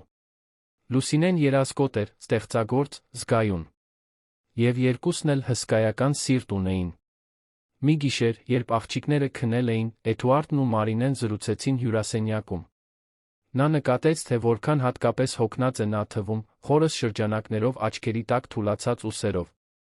Դու լավ ես, հարցրեց Էդուարդը։ Մարինեն թույլ ժպտաց։ Պարզապես հոգնած եմ։ Աշխատանք, համալսարան, տուն։ Սովորական առօրյա։ Էդուարդը տատանվեց հաջորդ հարցը տալուց առաջ։ Կարող եմ հարցնել, թե որքան ես վաստակում ռեստորանում։ Մարինեն կնճռոտեց ճակատը։ Ինչո՞վ։ Պարզապես հետաքրքրություն։ Ուզում եմ ավելի լավ հասկանալ քո իրավիճակը։ Նա հոգոց հանեց։ Նվազագույն աշխատավարձ գումարած թեյավճարներ։ Ամսական մոտ 2500 է լինում, երբ շատ մարդ կա։ Հազիվ է բավականացնում վարձը, կոմունալները ուտելիքը ծածկելու համար։ Իսկ համալսարանը պետական է։ Բայց նյութերը, տրանսպորտը, այս ամենը գումար արժե։ Երբեմն պետք է ընտրեմ գիրք գնելու կամ աղջիկների կոշիկները փոխելու միջ։ Էդուարդը կրծքում սեղմում զգաց։ Դու պարտավոր չես ընտրել։ Թույլ տուր ֆինանսապես օգնել։ Մարինեն կոշտացավ։ Ես քո փողը չեմ ուզում, Էդուարդ։ Դա ողորմություն չէ։ Նրանք իմ դուստրերն են։ Ես նրանց համար պատասխանատվություն ունեմ։ Ես 7 տարի առանց քո օգնության եմ անցկացրել։ Կարող եմ շարունակել։ Բայց պարտավոր չես։ Էդուարդը առաջ թեքվեց։ Մարինե, ես ռեսուրսներ ունեմ։ Շատ ավելին, քան ինձ պետք է։ Թույլ տուր հեշտացնել քո նրանց համար։ Խնդրում եմ։ Մարինեն լուռ մնաց, հպարտությունը պայքարում էր պրագմատիզմի դեմ։ Վերջապես թեթակի գլխով արեց։ Կարող ես օգնել աղջիկների ծախսերի հարցում։ Հագուստ, դպրոց, առողջություն։ Բայց մնացածը ես եմ հոգում։ Ես դեռ պատասխանատու եմ ինքս ինձ համար։ Պայմանավորվեցինք։ Այդ օրվանից Էդուարդը սկսեց ամեն ամիս գումար փոխանցել Մարինեի հաշվին, հատուկ աղջիկների համար։ Նա գումարն օգտագործում էր խելամտորեն, գնելով այն, ինչ իրականում պետք էր, մի մասը պահելով արտակարգ իրավիճակների համար։ Կյանքը մի փոքր ավելի հեշտացավ։ Մի փոքր ավելի քիչ ճնշող։ Վերամիավորումից 2 ամիս անց, մի անձրոտ կիրակի, Էդուարդը բնակարան եկավ մի այլ առաջարկով։ Աղջիկները նկարում էին խոհանոցի սեղանին, Մարինեն ճաշ էր պատրաստում։ Նա սպասեց ճիշտ պահի Մարինեին զրուցելու կանչեց։ Ես պետք է քեզ մի բան ասեմ։ Մարինեն անջատեց գազօջախը, նայեց նրան։ Կարող ես ասել։ Ես ուզում եմ աղջիկներին գրանցել։ Պաշտոնապես։ Իմ ազգանունը տալ նրանց։ Իրավաբանորեն ճանաչել նրանց որպես իմ դուստրեր։ Մարինեն քարացավ։ Դա հսկայական քայլ էր։ Անդառնալի։ Դա նշանակում էր հրապարակային դարձնել այդ հայրությունը, իրավական կապեր ստեղծել, փաստաթղթեր փոխել։ Բայց դա նշանակում էր անվտանգություն։ Իրավունքներ։ Պաշտպանություն։ Իսկ նրանք, հարցրեց Մարինեն։ Ինչպես ես պատրաստվում դա բացատրել նրանց։ Էդուարդը խորը շունչ քաշեց։ Կարծում եմ, ժամանակն է ասել ճշմարտությունը։ Մարինեն ծանր նստեց աթոռին։ Նրանք կշփոթվեն։ Գուցե կնեղանան։ Կհարցնեն, թե ինչու առաջ չենք ասել։ Այո։ Բայց նրանք արժանի են իմանալու։ Եվ որքան երկար սպասենք, այնքան ավելի դժվար կլինի։ Մարինեն նայեց դեպի դուստրերը, որոնք նկարում էին անտեղյակ մի քանի մետր հեռավորության վրա տեղի ունեցող լուրջ զրույցից։ Լավ, ասաց նա վերջապես։ Կասենք։ Բայց միասին։ Եվ ճիշտ ձով։ Այդ գիշեր, ընթրիքից հետո, Էդուարդն ու Մարինեն աղջիկներին կանչեցին նստելու բազմոցին։ Նրանք հնազանդվեցին, հետաքրքրված մի փոքր անհանգիստ։ Երբ մեծահասակներն այդպես լրջանում էին, սովորաբար դա նշանակում էր կարևոր նորություն։ Աղջիկներ, սկսեց Մարինեն, բռնելով երկուսի ձեռքերը։ Մենք պետք է ձեզ մի բան ասենք։ Շատ կարևոր բան պարոն Էդուարդի մասին։ Լիլիթն ու Լուսինեն նայեցին Էդուարդին, որը քաջալերող ժպտաց։ Նա հիվանդ է, հարցրեց Լուսինեն անհանգստացած։ Ոչ, սերս։ Բոլորովին։ Մարինեն խորը շունչ քաշեց։ Հիշում եք, որ միշտ հարցնում էիք ձեր հոր մասին։ Եվ ես միշտ ասում էի, որ նա մոտ չէ։ Աղջիկները գլխով արեցին, ուշադիր։ Ուրեմն։ Մարինեն նայեց Էդուարդին, որը քաջալերող գլխով արեց։ Ձեր հայրն այստեղ է։ Միշտ եղել է։ Պարզապես մենք չգիտեինք։ Նա չգիտեր, որ դուք գոյություն ունեք։ Եվ երբ դուք խնդրեցիք նրան գալ դպրոցի տոնախմբությանը, կարծես ճակատագիրը ձեզ նորից միասին էր բերել։ Շփոթված լռություն տիրեց։ Լիլիթը կնճռոտեց ճակատը։ Մենք չենք հասկանում, մամ։ Էդուարդը կռացավ, հասնելով աղջիկների աչքերի մակարդակին։ Այն, ինչ ձեր մայրը փորձում է ասել, այն է, որ ես ձեր հայրն եմ։ Ձեր կենսաբանական հայրը։ Ես ձեր մայրը ծանոթացել ենք շատ վաղուց, նախքան ձեր ծնվելը։ Բայց ես ձեր մասին չգիտեի։ Երբ այստեղ նորից հանդիպեցի ձեր մորը, մենք իմացանք ճշմարտությունը։ Լուսինեի աչքերը լայն բացվեցին։ Դուք եք մեր հայրը։ Մեր իսկական հայրը։ Ես եմ։ Աղջիկները իրար նայեցին, մարսելով։ Հետո Լիլիթը շրջվեց դեպի Մարինեն։ Դու այդ ամբողջ ընթացքում գիտեիր։ Ես գիտեի, թե ով է ձեր հայրը։ Բայց նա ձեր մասին չգիտեր։ Եվ ես չգիտեի, թե ինչպես գտնեմ նրան ասելու համար։ Իսկ հիմա հարցրեց Լուսինեն, ձայնը փոքրիկ։ Հիմա ինչ է լինելու։ Հիմա, մեղմորեն ասաց Էդուարդը, եթե դուք ուզենաք, ես կուզենայի լինել ձեր իսկական հայրը։ Ոչ միայն արյունով, այլ ներկայությամբ։ Լինել ձեզ հետ, հոգ տանել ձեր մասին, լինել ձեր կյանքի մասը ընդմիշտ։ Լիլիթը նայեց նրան այնպիսի խելացի աչքերով, որոնք չափազանց էին տարիքի համար։ Իսկ եթե մենք չուզենանք։ Էդուարդը կրծքում ծակոց զգաց, բայց ձայնը հաստատուն պահեց։ Ապա ես կհարգեմ։ Բայց հուսով եմ, որ ինձ հնարավորություն կտաք։ Խոստանում եմ ամեն ինչ ճիշտ անել։ Խոստանում եմ այլս երբեք չանհետանալ։ Երկար լռություն տիրեց։ Հետո Լուսինեն վեր կացավ բազմոցից գրկեց Էդուարդին։ Լիլիթը մի վայրկյան տատանվեց, նախքան նույնն անելը։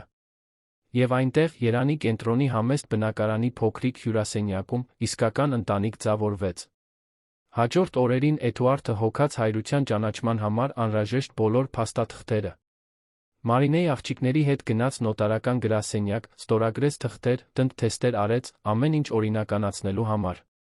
Երբ նոր փաստաթղթերը հասան, Լիլիթ Ալեքսանյան, Լուսինե Ալեքսանյան, աղջիկները հիացած էին, տեսնելով իրենց լրիվ անունները պաշտոնապես գրված։ Մենք հիմա հոր ազգանուն ունենք, ասաց Լուսինեն, մատով հետելով տառերին։ Այո, հաստատեց Էդուարդը, հսկայական հպարտություն զգալով։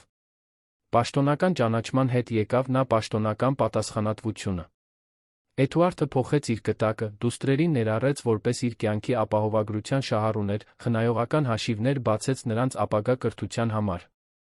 Մարինեն ամեն ինչ դիտում էր երախտագիտության անհանգստության խառնուրդով։ Հանգստացնող էր իմանալ, որ դուստրերը ֆինանսական անվտանգություն կունենան։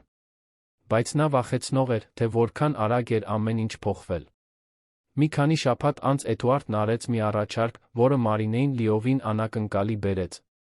Նրանք զրուցում էին խոհանոցում, մինչ աղջիկները հեռուստացույց էին դիտում հյուրասենյակում։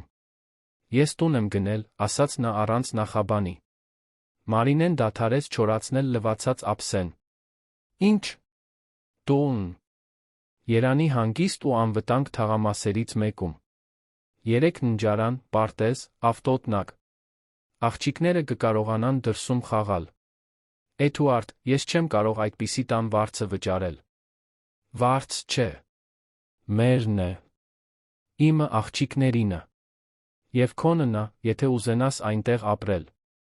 Մարինեն ափսեն դրեց լվացարանի մեջ, շրջվելով նրան նայելու։ Դու չես կարող պարզապես տուն գնել սպասել, որ մենք այդպես տեղափոխվենք։ Ինչու ոչ, հարցրեց Էդուարդը, անկեղծորեն չհասկանալով դիմադրությունը։ Դուք ապրում եք մի փոքրիկ բնակարանում։ Աղջիկները մահճակալ են կիսում։ Դուք ավելի շատ տարածքի եք արժանի։ Նրանք արժանի են սեփական սենյակի, սովորելու, խաղալու տեղի։ Խնդիրն արժանի լինելը չէ։ Խնդիրն անկախությունն է։ Ես միշտ ինքս իմ գլուխը պահել եմ։ Կարիք չունեմ, որ դու ինձ փրկես։ Խնդիրը քեզ փրկելը չէ։ Խնդիրը մեր դուստրերին լավագույնը տալն է, ինչ կարող ենք առաջարկել։ Միասին։ Մարինեն շրջեց դեմքը, պայքարելով զգացմունքների դեմ։ Գիտեր, որ Էդուարդը ճիշտ է։ Գիտեր, որ տունն ավելի լավ կլինի աղջիկների համար։ Բայց դա ընդունելը կարծես լիովին հանձնվել լիներ, խոստովանել, որ միայնակ չի կարողանում, կորցնել այն վերահսկողությունը, որը միշտ այդքան ջանքով պահպանել էր։ Գոնե արի տունը տես, նախքան որոշելը, խնդրեց Էդուարդը։ Եթե դուրս չգա, մենք կմոռանանք թեման։ Մարինեն վերջապես համաձայնեց։ Հաջորդ շաբաթ օրը բոլորը միասին գնացին տեսնելու տունը։ Դա մի հմայիչ միհարկանի տուն էր, դեղին ճակատով սպիտակ պատուհաններով, շրջապատված կանաչ խոտով մի քանի պտղատու ծառերով, պարտեզով։ Ներսից այն ընդարձակ էր լուսավոր, լայն հյուրասենյակով, ժամանակակից խոհանոցով, 3 ննջարաններով, ներկառուցված պահարաններով, 2 լիարժեք լոգարանով։ Աղջիկները վազվզեցին սենյակներով, բացականչելով յուրաքանչյուր հայտնագործությունից, արդեն ընտրելով, թե որը կլինի իրենց սենյակը։ Նույնիսկ թթենի կա բակում, բղավեց Լուսինեն պարտեզից։ Կարող ենք հյութ սարքել։ Մարինեն դանդաղ քայլեց տնով, դիպչելով պատերին, պատկերացնելով, թե ինչպիսին կլիներ այնտեղ ապրելը։ Շնչելու տարածք ունենալ։ Անձնական տարածք։ Իսկապես հարմարավետ վայր, որտեղ դուստրերը կմեծանան։ Չափազանց գայթակղիչ էր մերժելու համար։ Լավ, ասաց նա վերջապես, գտնելով Էդուարդին խոհանոցում։ Մենք համաձայն ենք։ Բայց մի պայմանով։ Ես մի մասը վճարում եմ։ Ոչ թե վարձ, որովհետև գիտեմ, որ չես ընդունի։ Բայց տան կոմունալները, մթերքը, ամենօրյա բաները։ Ես պետք է իմ ներդրումն ունենամ։ Պետք է զգամ, որ դեռ ինչ-որ բաների նկատմամբ վերահսկողություն ունեմ։ Էդուարդը մի պահ մտածեց։ Պայմանավորվեցինք։ Դու հոգում ես առօրյա ծախսերը։ Ես, մնացածը։ Տեղափոխությունը տեղի ունեցավ 2 շաբաթ անց։ Էդուարդը վարձեց մի ընկերություն, որը փաթեթավորեց ամեն ինչ, տեղափոխեց կահույքը, դասավորեց նոր տանը։ Մարինեն հին բնակարանից քիչ բան տարավ։ Կահույքի մեծ մասը չափազանց հին էր, չափազանց կոտրված։ Էդուարդն արդեն կահավորել էր տունը նոր հարմարավետ իրերով, բայց թույլ տվեց, որ Մարինեն ընտրի վարագույրները, գորգերը, դեկորատիվ մանրամասները։ Նա պետք է զգար, որ այդ տարածքը նա իրենն է։ Աղջիկները արագ հարմարվեցին։ Կյանքում առաջին անգամ յուրաքանչյուրն իր սեփական մահճակալն ուներ, իր սեփական գրասեղանը, իր սեփական պահարանը։ Լիլիթը զարդարեց սենյակը կենդանիների պաստառներով, գրքերով, լիդարակով։ Լուսինեն պատերը ծածկեց իր նկարներով, կախեց մանուշակագույն վարագույրներ, որոնք անձամբ էր ընտրել։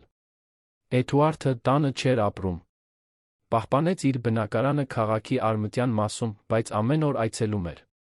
Երբեմն մնում էր ընթրիքի, երբեմն պարզապես անցնում էր տեսնելու, թե ինչպես են, օգնելու ինչ-որ բանով, զրուցելու։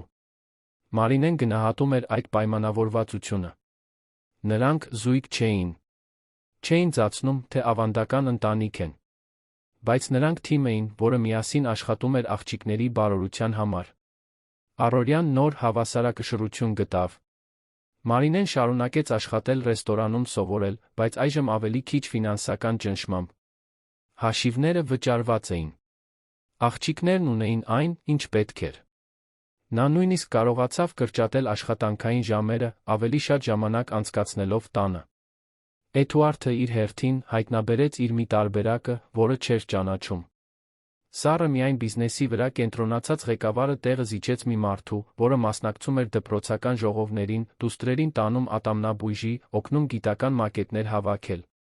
Նրա գործընկերները նկատեցին փոփոխությունը, մեկնաբանում էին, որ նա ավելի թեթ, ավելի մարդկային է թվում։ Եվ նա այդպիսին էր։ Տասնամյակներ շարունակ առաջին անգամ զգում էր, որ իր կյանքը նպատակ ունի, մասնագիտական հաջողությունից անդին։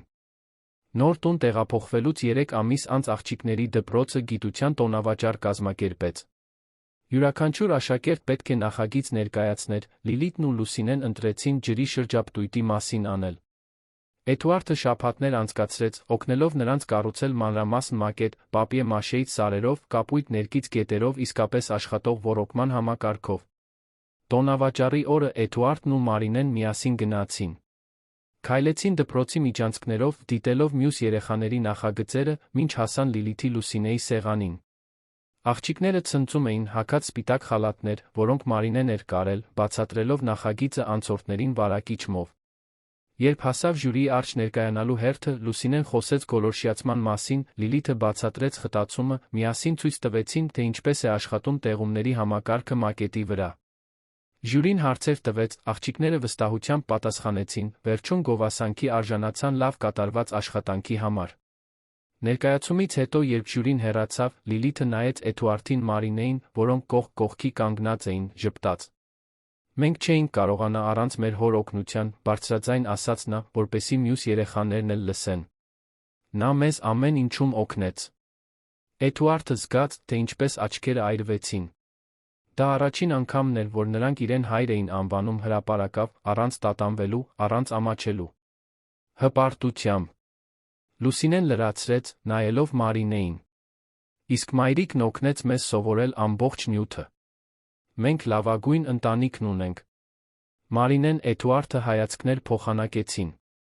Դա սովորական ընտանիք չէր։ Նրանք ամուսին ու կին չէին։ Նույն հարկի տակ չէին ապրում։ Բայց նրանք ընտանիք էին։ Միավորված կապերով, որոնք արյունից անդին էին։ Ընտրության, ներկայության, օրեցօր կառուցված սիրո կապերով։ Տոնավաճառի վերջում, երբ արդեն քայլում էին դեպի կայանատեղի, Լիլիթը քաշեց Էդուարդի ձեռքը։ Հայր, կարող եմ քեզ մի հարց տալ։ Իհարկե, սերս։ Կարող ես ցանկացած բան հարցնել։ Ինչու դու մայրիկը միասին չեք։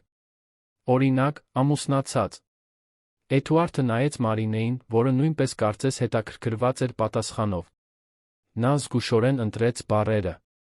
Որովհետև ձեր հայրն ու մայրը իրար շատ են սիրում հարգում։ Բայց ոչ միշտ են մարդիկ, որոնք իրար սիրում են, պետք է ընկերներ կամ ամուսիններ լինեն։ Կարևորն այն է, որ մենք միասին ենք աշխատում, ձեզ միասին ենք խնամում, իրար համար լավագույնն ենք ուզում։ Սա նույնպես ընտանիքի ձ է։ Լիլիթը կարծես բավարարված էր պատասխանից։ Լավ, ուրեմն։ Եթե միայն դուք շարունակեք ընկերներ մնալ։ Միշտ կլինենք, հավաստիացրեց Մարինեն, Էդուարդը համաձայնության նշանով գլխով արեց։ Ամիսները վերածվեցին եղանակների։ Եկավ ամառը, Էդուարդը աղջիկներին առաջին անգամ տարավ լողափ։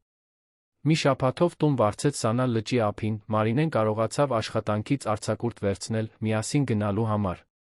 Դրանք արի, ավազի, ծիծաղի հայտնագործությունների օրեր էին։ Աղջիկները սովորեցին լողալ ալիքների մեջ, կառուցեցին մանրամասն ավազե ամրոցներ, հավաքեցին խեցիներ, որոնք պահեցին ապակե տարաներում։ Մի գիշեր, երբ աղջիկները քնած էին, հյուծված ամբողջ օրվա լողափից, Էդուարդն ու Մարինեն նստեցին տան պատշգամբում, լսելով հեռվում ալիքների ձայնը։ Շնորհակալություն, հանկարծ ասաց Մարինեն։ Էդուարդը նայեց նրան, զարմացած։ Ինչի՞։ Համար։ Ամեն ինչի համար։ Մնալու համար։ Ներկա լինելն ընտրելու համար։ Շատ տղամարդիկ կփախչեին պատասխանատվությունից։ Դու ընդունեցիր։ Չէի կարող չընդունել։ Նրանք հրաշալի են։ Եվ դրա մեծ մասը քո արժանիքն է։ Դու նրանց միայնակ ես մեծացրել, արժանապատվությամբ, սիրով։ Ես պարզապես փորձում եմ հասնել նրան, ինչ դու արդեն կառուցել ես։ Մարինեն ժպտաց, անկեղծ հազվագյուտ ժպիտով։ Մենք լավ զույգ ենք կազմում։ Այո, այդպես է։ Մի որոշ ժամանակ լուռ մնացին, հարմարավետ ընկերական։ Նրանց միջ ռոմանտիկ լարվածություն չկար։ Այն 8 տարի առաջվա գիշերը անցողիկ կապ էր, կարոր իր առաջացրած հետանքներով, բայց ոչ մի բան, որը նախատեսված էր վերածվելու ռոմանի։ Եվ դա լավ էր։ Նրանք գործընկերներ էին ավելի մեծ առաքելության մեջ, քան ցանկացած սիրային հարաբերություն։ Նրանք ծնողներ էին։ Ուսումնական տարին ավարտվեց Լիլիթի Լուսինեի դասարանի լավագույն աշակերտների շարքում լինելով։ Գնահատականների հանձնման օրը Էդուարդն ու Մարինեն միասին գնացին, նստեցին կողք կողքի դահլիճում, դիտեցին, թե ինչպես են աղջիկները ստանում գերազանցության վկայականներ։ Մյուս ընտանիքները շնորհավորեցին նրանց, ուսուցիչները գովեցին երկուսի ներգրավվածությունը աղջիկների կրթության մեջ։ Նրանք ճանաչվում էին որպես միավոր, որպես գործող ընտանիք։ Այդ գիշեր, արդեն տանը, մինչ նշում էին Մարինեի պատրաստած տորթով, Լուսինեն կենաց ասաց իր հյութի բաժակով. «Մեր կյանքի լավագույն տարվա կենացը»։ Բոլորը բաժակները խփեցին, համաձայնելով. իսկապես փոխակերպող տարի էր եղել։ Հայտնագործությունների, վերամիավորումների, ընտանիքի կառուցման տարի։ Բայց մինչ նշում էին, Էդուարդը նայեց իր դուստրերին խորը երախտագիտություն զգաց։ Երախտագիտություն այն պատահականության համար, որը նրանց վերադարձրեց իր կյանք։ Երախտագիտություն երկու յոթնամյա աղջիկների քաջության համար, որոնք փողոցում անծանոթի էին մոտեցել, ներկայություն խնդրելով։ Երախտագիտություն Մարինեին, որ թույլ տվեց իրեն լինել այդ ամենի մի մասը։ Ավելի ուշ, երբ աղջիկները քնել էին, Էդուարդը հրաժեշտ տվեց դռան մոտ։ Մարինեն նրան ուղեկցեց մինչ պարտեզի դարպասը։ «Գիտես, որ պարտադիր չէ ամեն գիշեր գնալ, չէ», ասաց Մարինեն։ «Տանը ազատ սենյակ կա։ Կարող էիր մնալ, երբ ուզենայիր»։ Էդուարդը քննարկեց առաջարկը։ Գայթակղի չէր։ Բայց նա գիտեր, որ կարող է սահմաններ պահպանել, առանձին տարածքներ պահպանել։ Շնորհակալություն։ Բայց կարծում եմ, լավ է այնպես, ինչպես կա։ Այսպես մենք ամեն ինչ պարզ ենք պահում։ Ես այցելում եմ, մասնակցում, բայց չեմ ներխուժում քո տարածք։ Մարինեն գլխով արեց, հասկանալով։ Դու լավ մարդ ես, Էդուարդ։ Աղջիկները բախտավոր են։ Ես եմ բախտավոր, որ գտա ձեզ, որ ունեմ այս երկրորդ հնարավորությունը։ Էդուարդն այդ գիշեր հեռացավ, դանդաղ վարելով, մտածելով, թե որքան տարօրինակ է կյանքը։ Ամիսներ առաջ նա միայնակ մարդ էր, որն ապրում էր դատարկ առօրյայով։ Հիմա ուներ երկու դուստր, որոնք իրեն սիրում էին, համացնողության գործընկեր, որը հարգում էր իրեն, նպատակ, որը թվերից ու պայմանագրերից անդին էր։ Նա ընտանիք ուներ։ Ոչ այն ավանդական ձով, որը միշտ պատկերացրել էր, այլ մի ձով, որն էլ ավելի հատուկ էր։ Ընտրված ընտանիք։ Կառուցված ընտանիք։ Իրական ընտանիք։ Եվ մինչ Երանը քնած էր մեքենայի պատուհաններից դուրս, Էդուարդը ժպտաց։ Ապագան լի էր հնարավորություններով։ Առաջին հաղորդություններ, միջնակարգ դպրոցի ավարտ, համալսարան ընդունվել, գուցե հարսանիքներ։ Նա այնտեղ կլիներ ամեն ինչի համար։ Այլս ոչ մի պահ բաց չէր թողնի։ Սա իր խոստումն էր։ Լիլիթին, Լուսինեին, ինքն իրեն։ Հաջորդ շաբաթները բերեցին նոր, հարմարավետ առօրյա։ Էդուարդը սկսեց շաբաթը մեկ անգամ քնել տանը, սովորաբար ուրբաթ օրերին, երբ մնում էր մինչ ուշ, օգնելով աղջիկներին նախագծերի հետ կամ պարզապես զրուցելով։ Շաբաթ առավոտյան նա նրբաբլիթներ էր պատրաստում նախաճաշի համար, մի բաղադրատոմս, որը կատարելագործել էր ամիսների ընթացքում։ Աղջիկներն արթնանում էին հոտից, վազելով իջնում խոհանոց, բոլորը միասին ուտում էին մեծ սեղանի շուրջ, որը Էդուարդը գնել էր հատուկ այդ պահերի համար։ Մարինեն դիտում էր այս տեսարանները ուրախության թախծի խառնուրդով։ Ուրախություն, տեսնելով դուստրերին երջանիկ, լիարժեք, հայրական ներկայությամբ։ Թախիծ, մտածելով բոլոր այն տարիների մասին, որոնք կարող էին այսպիսին լինել, եթե հանգամանքներն այլ լինեին։ Բայց նա սովորել էր չապրել զղջումներով։ Անցյալը չէր կարելի փոխել։ Ներկան էր կարորը։ Մի շաբաթ առավոտ, մինչ ուտում էին շոկոլադե օշարակով նրբաբլիթները, Լուսինեն հայտարարություն արեց. «Մենք հաջորդ շաբաթ դպրոցում կարոր ներկայացում ունենք»։ «Ինչ տեսակի ներկայացում», հարցրեց Էդուարդը, ավելի շատ հյութ լցնելով։ «Նորից ընտանիքի օրն է։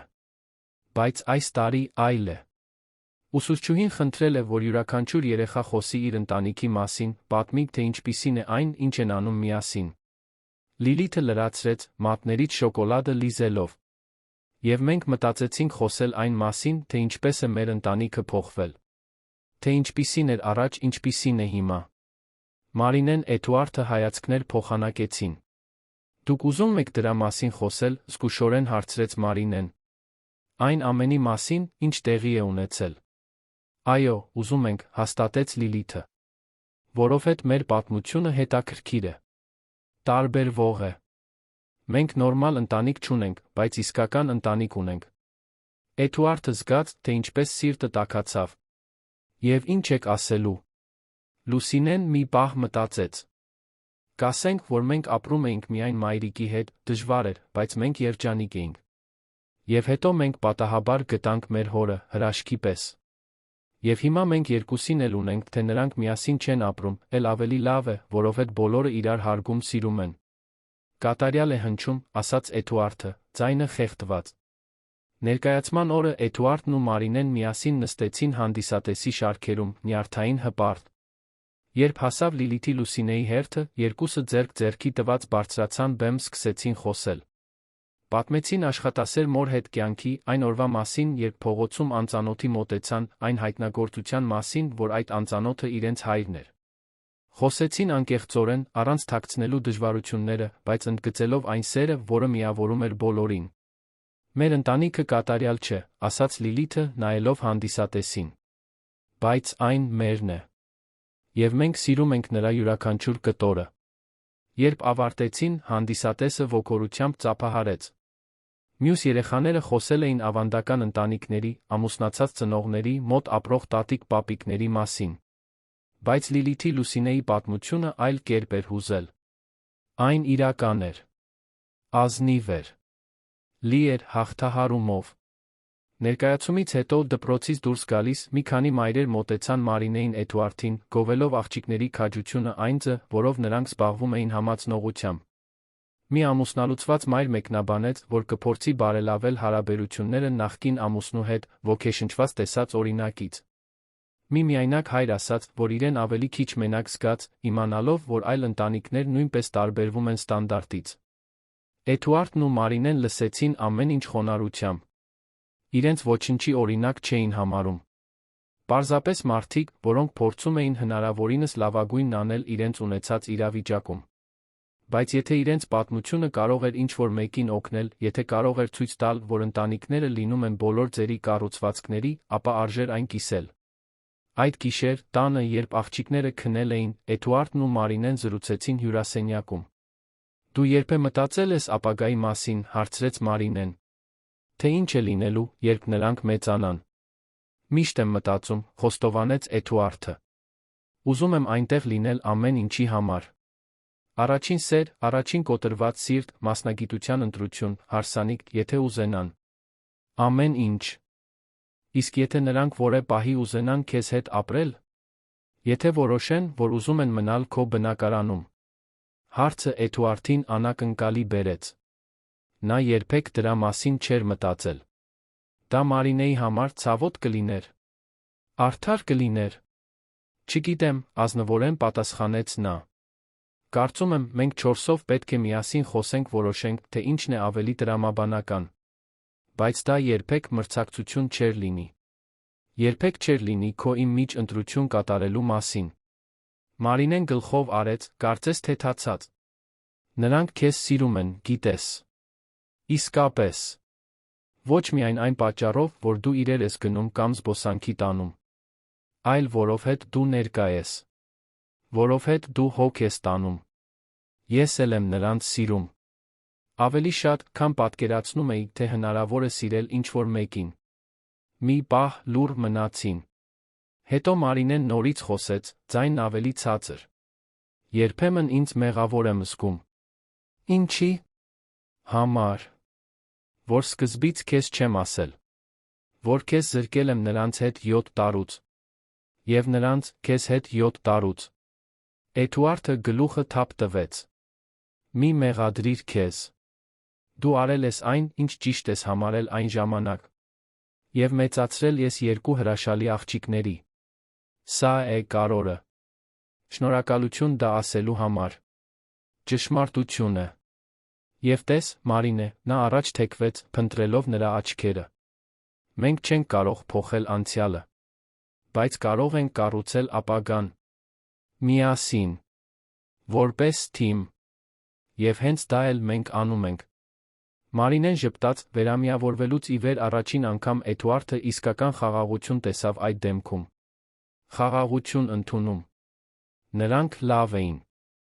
Աղջիկները լավ էին։ Այն տարօրինակ ոչ սովորական ընտանիքը, որը նրանք կառուցել էին, աշխատում էր։ Եվ մինչ գիշերն առաջ է շարժվում երանում, դեղին տանը, թթենու պարտեզով, 4 հոգի հանգիստ քնած էին։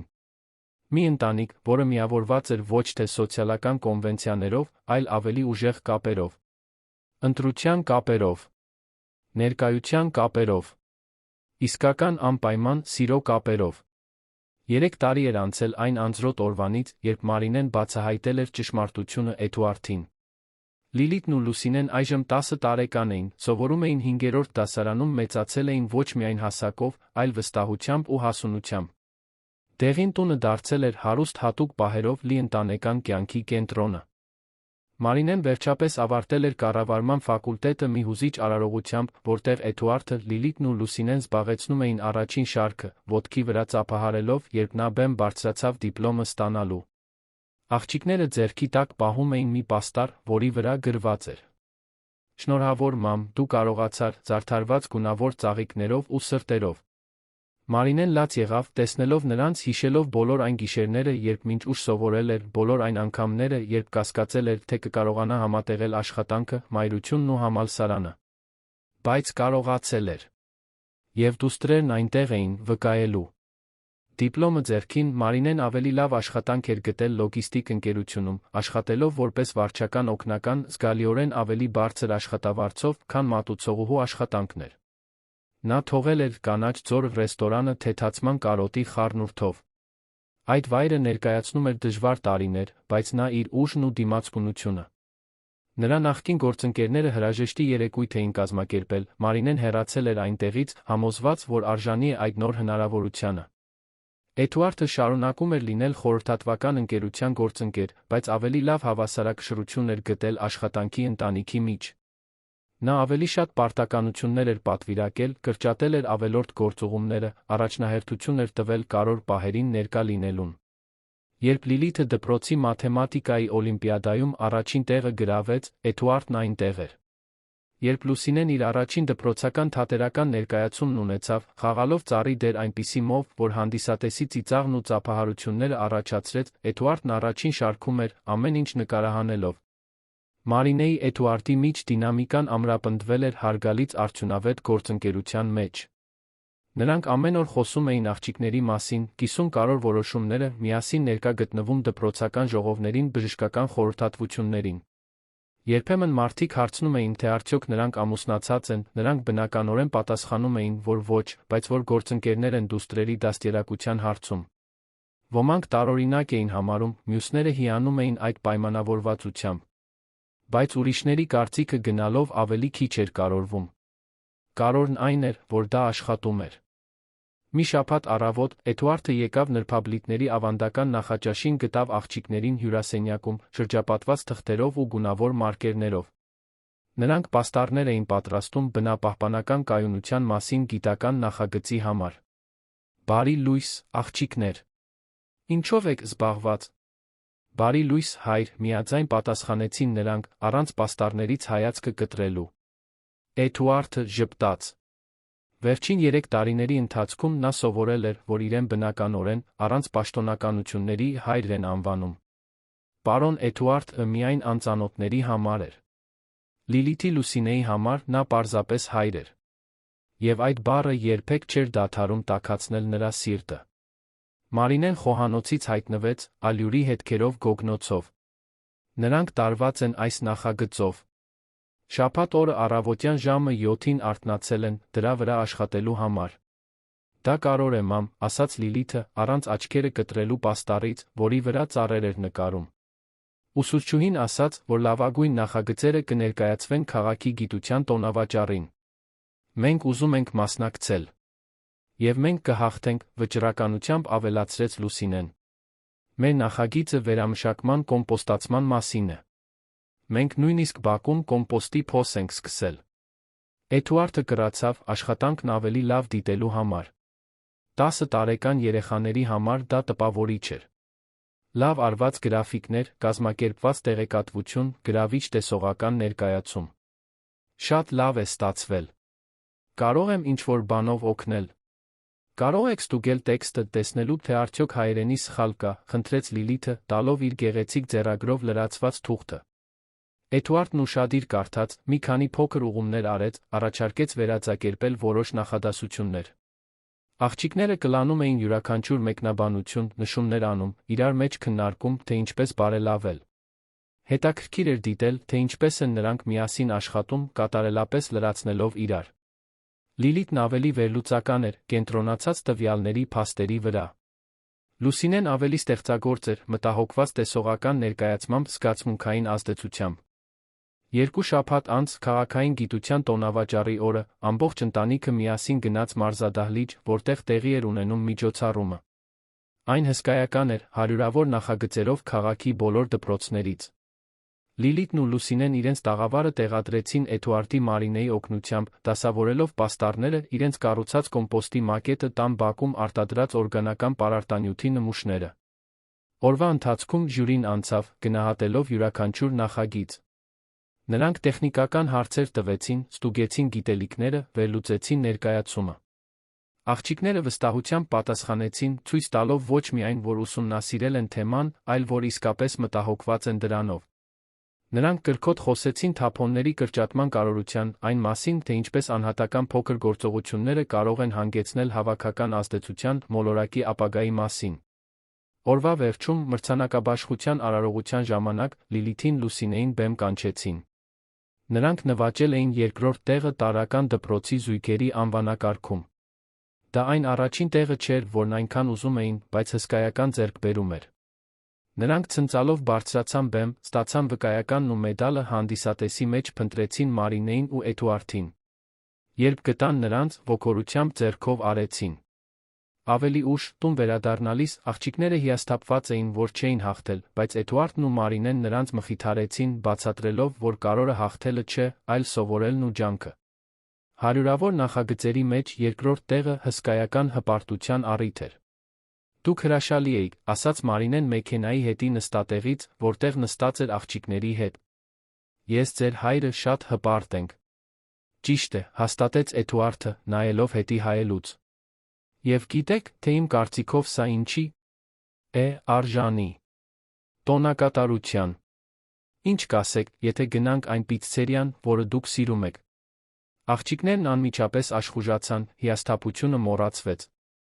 Գիշերն անցկացրին պիցցա ուտելով, ծիծաղելով, հիշելով տոնավաճառի զվարճալի պահերը, պլաններ կազմելով հաջորդ տարվա համար, երբ նորից կփորձեին։ Հենց այս պահերին էր, որ Էդուարդը գիտակցում էր, թե որքան ամբողջությամբ էր փոխվել իր կյանքը։ 3 տարի առաջ շաբաթ երեկոն կնշանակեր մենակ լինել բնակարանում, գուցե ինչ-որ հաշվետվության վրա աշխատել, գուցե հեռուստացույցով ինչ-որ բան դիտել, առանց ուշադրություն դարձնելու։ Հիմա դա նշանակում էր սա. աղմուկ, անկարգություն, ծիծաղ, կյանք։ Եվ նա դա ոչնչի հետ չէր փոխի։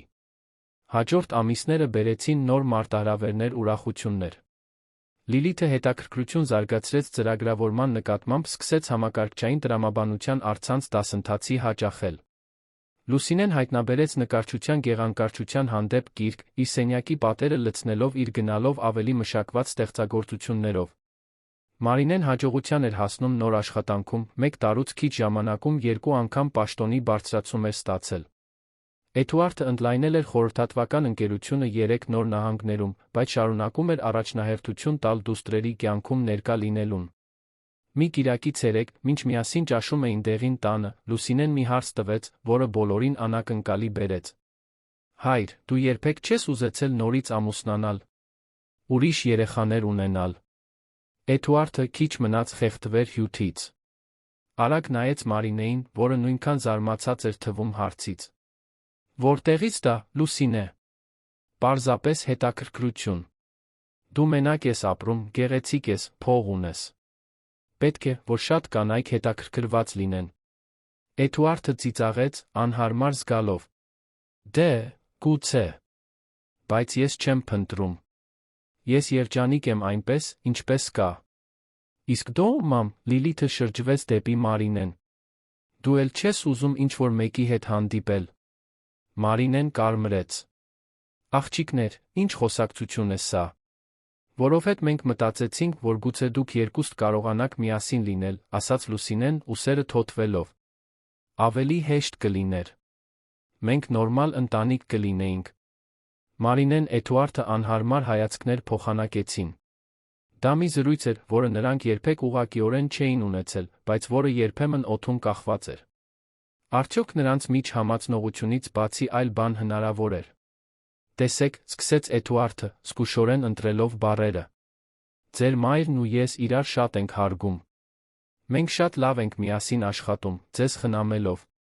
Բայց դա չի նշանակում, որ մենք պետք է զույգ լինենք։ Մենք իրար հանդեպ այդպիսի զգացմունքներ չունենք։ Եվ դա նորմալ է, լրացրեց Մարինեն։ Ոչ բոլոր ընտանիքներն են պետք է հետեն նույն մոդելին։ Մերն աշխատում է այնպես, ինչպես կա։ Բայց դուք իրար չեք ատում, չէ՞, անհանգստացած հարցրեց Լիլիթը։ Իհարկե ոչ, հավաստիացրեց Էդուարդը։ Մենք իրար սիրում ենք։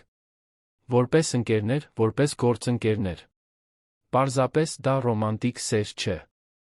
Աղջիկները կարծես ընդունեցին բացատրությունը, վերադառնալով ուտելուն։ Բայց թեման տարօրինակ մթնոլորտ էր թողել օդում։ Ճաշից հետո, երբ երկվորյակները գնացին բակում խաղալու, Մարինեն Էդուարդը մնացին մենակ խոհանոցում, սպասք լվանալով։ Ներողություն, եթե դա տարօրինակ էր, ասաց Մարինեն, ափսեն ողողելով։ Նրանք ինչ ասես, որ չեն մտածում։ Ներողություն պետք չէ, Էդուարդը չորացնում էր նրա տված ափսեները։ Բայց հետաքրքիր է, չէ՞։ Թե ինչպես են նրանք ենթադրում, որ ավելի լավ կլիներ, եթե մենք զույգ լինեինք։ Ավելի պարզ կլիներ, խոստովանեց Մարինեն։ Ավելի սովորական։ Բայց ոչ անպայման ավելի լավ։ Համաձայն եմ։ Էդուարդը վերջին ափսեն դրեց պահարանում։ Դու երջանիկ ես այնպես, ինչպես կա։ Այո։ Մարինեն շրջվեց նրան նայելու։ Իսկ դու։ Շատ։ Ավելի շատ, քան կարծում էի, թե հնարավոր է։ Ուրեմն ամեն ինչ կարգին է։ Ոչինչ փոխելու կարիք չունենք։ Բայց զրույցը մնաց Էդուարդի մտքում հաջորդ օրերին։ Իսկապես անհնար էր։ Նա Մարինեն այժմ այնքան շատ ընդհանուր բան ունեին։ Այնքան շատ ժամանակ էին անցկացնում միասին։ Այնքան լավ էին աշխատում որպես թիմ։ Բայց ամեն անգամ, երբ փորձում էր նրանց միջ ռոմանտիկ սցենար պատկերացնել, ինչ-որ բան չէր ստացվում։ Քիմիան պարզապես գոյություն չուներ։ Եվ դա նորմալ էր։ Ոչ բոլոր պատմություններն են պետք է ավարտվեն ռոմանով։ Նրանցը ավարտվել էր մի բանով, որը գուցե էլ ավելի արժեքավոր էր։ Ընտանիք։ Գործընկերություն։ Փոխադարձ հարգանք։ Ուսումնական տարին առաջ գնաց։ Աղջիկները մասնակցեցին մաթեմատիկայի մրցույթների, թատերական ներկայացումների, դպրոցական խաղերի։ Մարինեն նորից պաշտոնի բարձրացում ստացավ, այժմ լոգիստիկայի համակարգող էր։ Էդուարդը կնքեց խորհրդատվական ընկերության պատմության մեջ ամենամեծ պայմանագիրը։ Բոլորի կյանքը բարգավաճում էր։ Հունիսի մի շաբաթ օր, ուղիղ 3.5 տարի անց այն առաջին հանդիպումից դպրոցի տոնախմբությանը, Էդուարդը եկավ դեղին տուն մի կարևոր նորությամբ։ Նա հավաքեց Մարինեին, Լիլիթին, Լուսինեին հյուրասենյակում հայտարարեց, որ կցանկանար ընտանեկան ճանապարհորդություն կատարել։ Ուր, ոգորված հարցրեց Լուսինեն։ Դիսնեյ։ Օրլանդո։ 2 շաբաթ հուլիսյան արձակուրդներին։ Աղջիկները ուրախությունից բղավեցին, ցատկոտելով ու գրկելով Էդուարդին։ Մարինեն ավելի զուսպ էր, բայց ակնհայտորեն հուզված։ Մենք երբեք արտասահման չենք մեկնել, ցածրաձայն ասաց նա։ Դե հիմա կգնանք։ 4-ով։ Էդուարդը ժպտաց։ Արդեն գնել եմ տոմսերը, ամրագրել հյուրանոցը, ամեն ինչ։ Պարզապես պետք է աղջիկների անձնագրերը ստանանք։ Ժամանակին բոլոր փաստաթղթերը պատրաստելը մեծ շտապողականություն պահանջեց, բայց նրանք կարողացան։ Հուլիսին նրանք նստեցին երանից Օրլանդո ուղիղ չվերթ։ Աղջիկները հիացած էին, դա առաջին անգամն էր, որ ինքնաթիռով էին թռչում։ Ամբողջ թռիչքի ընթացքում դեմքերը կպցրած էին պատուհանին, դիտում էին ամպերը, ամեն ինչ լուսանկարում։ Օրլանդոյում նրանք հանգրվանեցին զբոսայգիներին մոտ գտնվող հանգստավայրում։ Էդուարդը 2 սենյականոց համար էր ամրագրել, մեկը իր համար, մյուսը Մարինեի աղջիկների։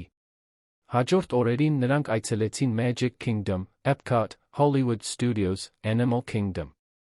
Երկվորյակները առաջին անգամ փորձեցին ամերիկյան գորգաներ, հանդիպեցին Դիսնեյի կերպարներին, կերան բամբակե քաղցրավենիք մինչ սրտխառնոց զգալը, գնեցին Միկի ականջներ, որոնք կրում էին ամբողջ ժամանակ։ Էդուարդը հազարավոր լուսանկարներ արեց։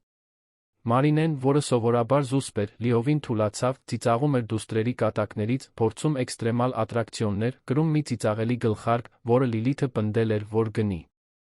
Նրանք ընդամենը 4-ն էին, երջանկության մի պղպջակի մեջ, հեռու առօրյա հոգսերից։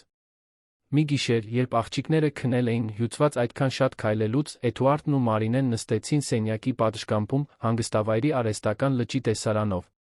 Նրանք կարմիր գինի էին խմում, որը Էդուարդը գնել էր հյուրանոցի խանութից, լսելով Magic Kingdom-ի հրավառության հեռավոր ձայնը։ Շնորհակալություն սրա համար, ասաց Մարինեն, նայելով գիշերային երկնքին։ Դու պարտավոր չէիր։ Ես ուզում էի։ Դուք երեքդ արժանի եք։ Երբեմն դեռ անիրական է թվում։ Մարինեն գլուխը թափ տվեց։ Մտածել, թե ինչպես է ամեն ինչ փոխվել։ Թե ինչպես 4 տարի առաջ ես հազիվ էի կարողանում վարձը վճարել, իսկ հիմա այստեղ եմ Դիսնեյում, իմ դուստրերի քեզ հետ։ Կյանքը տարօրինակ շրջադարձեր է անում։ Այո, այդպես է։ Մարինեն մի կում արեց գինուց։ Դու որե բանի համար զղջում ես։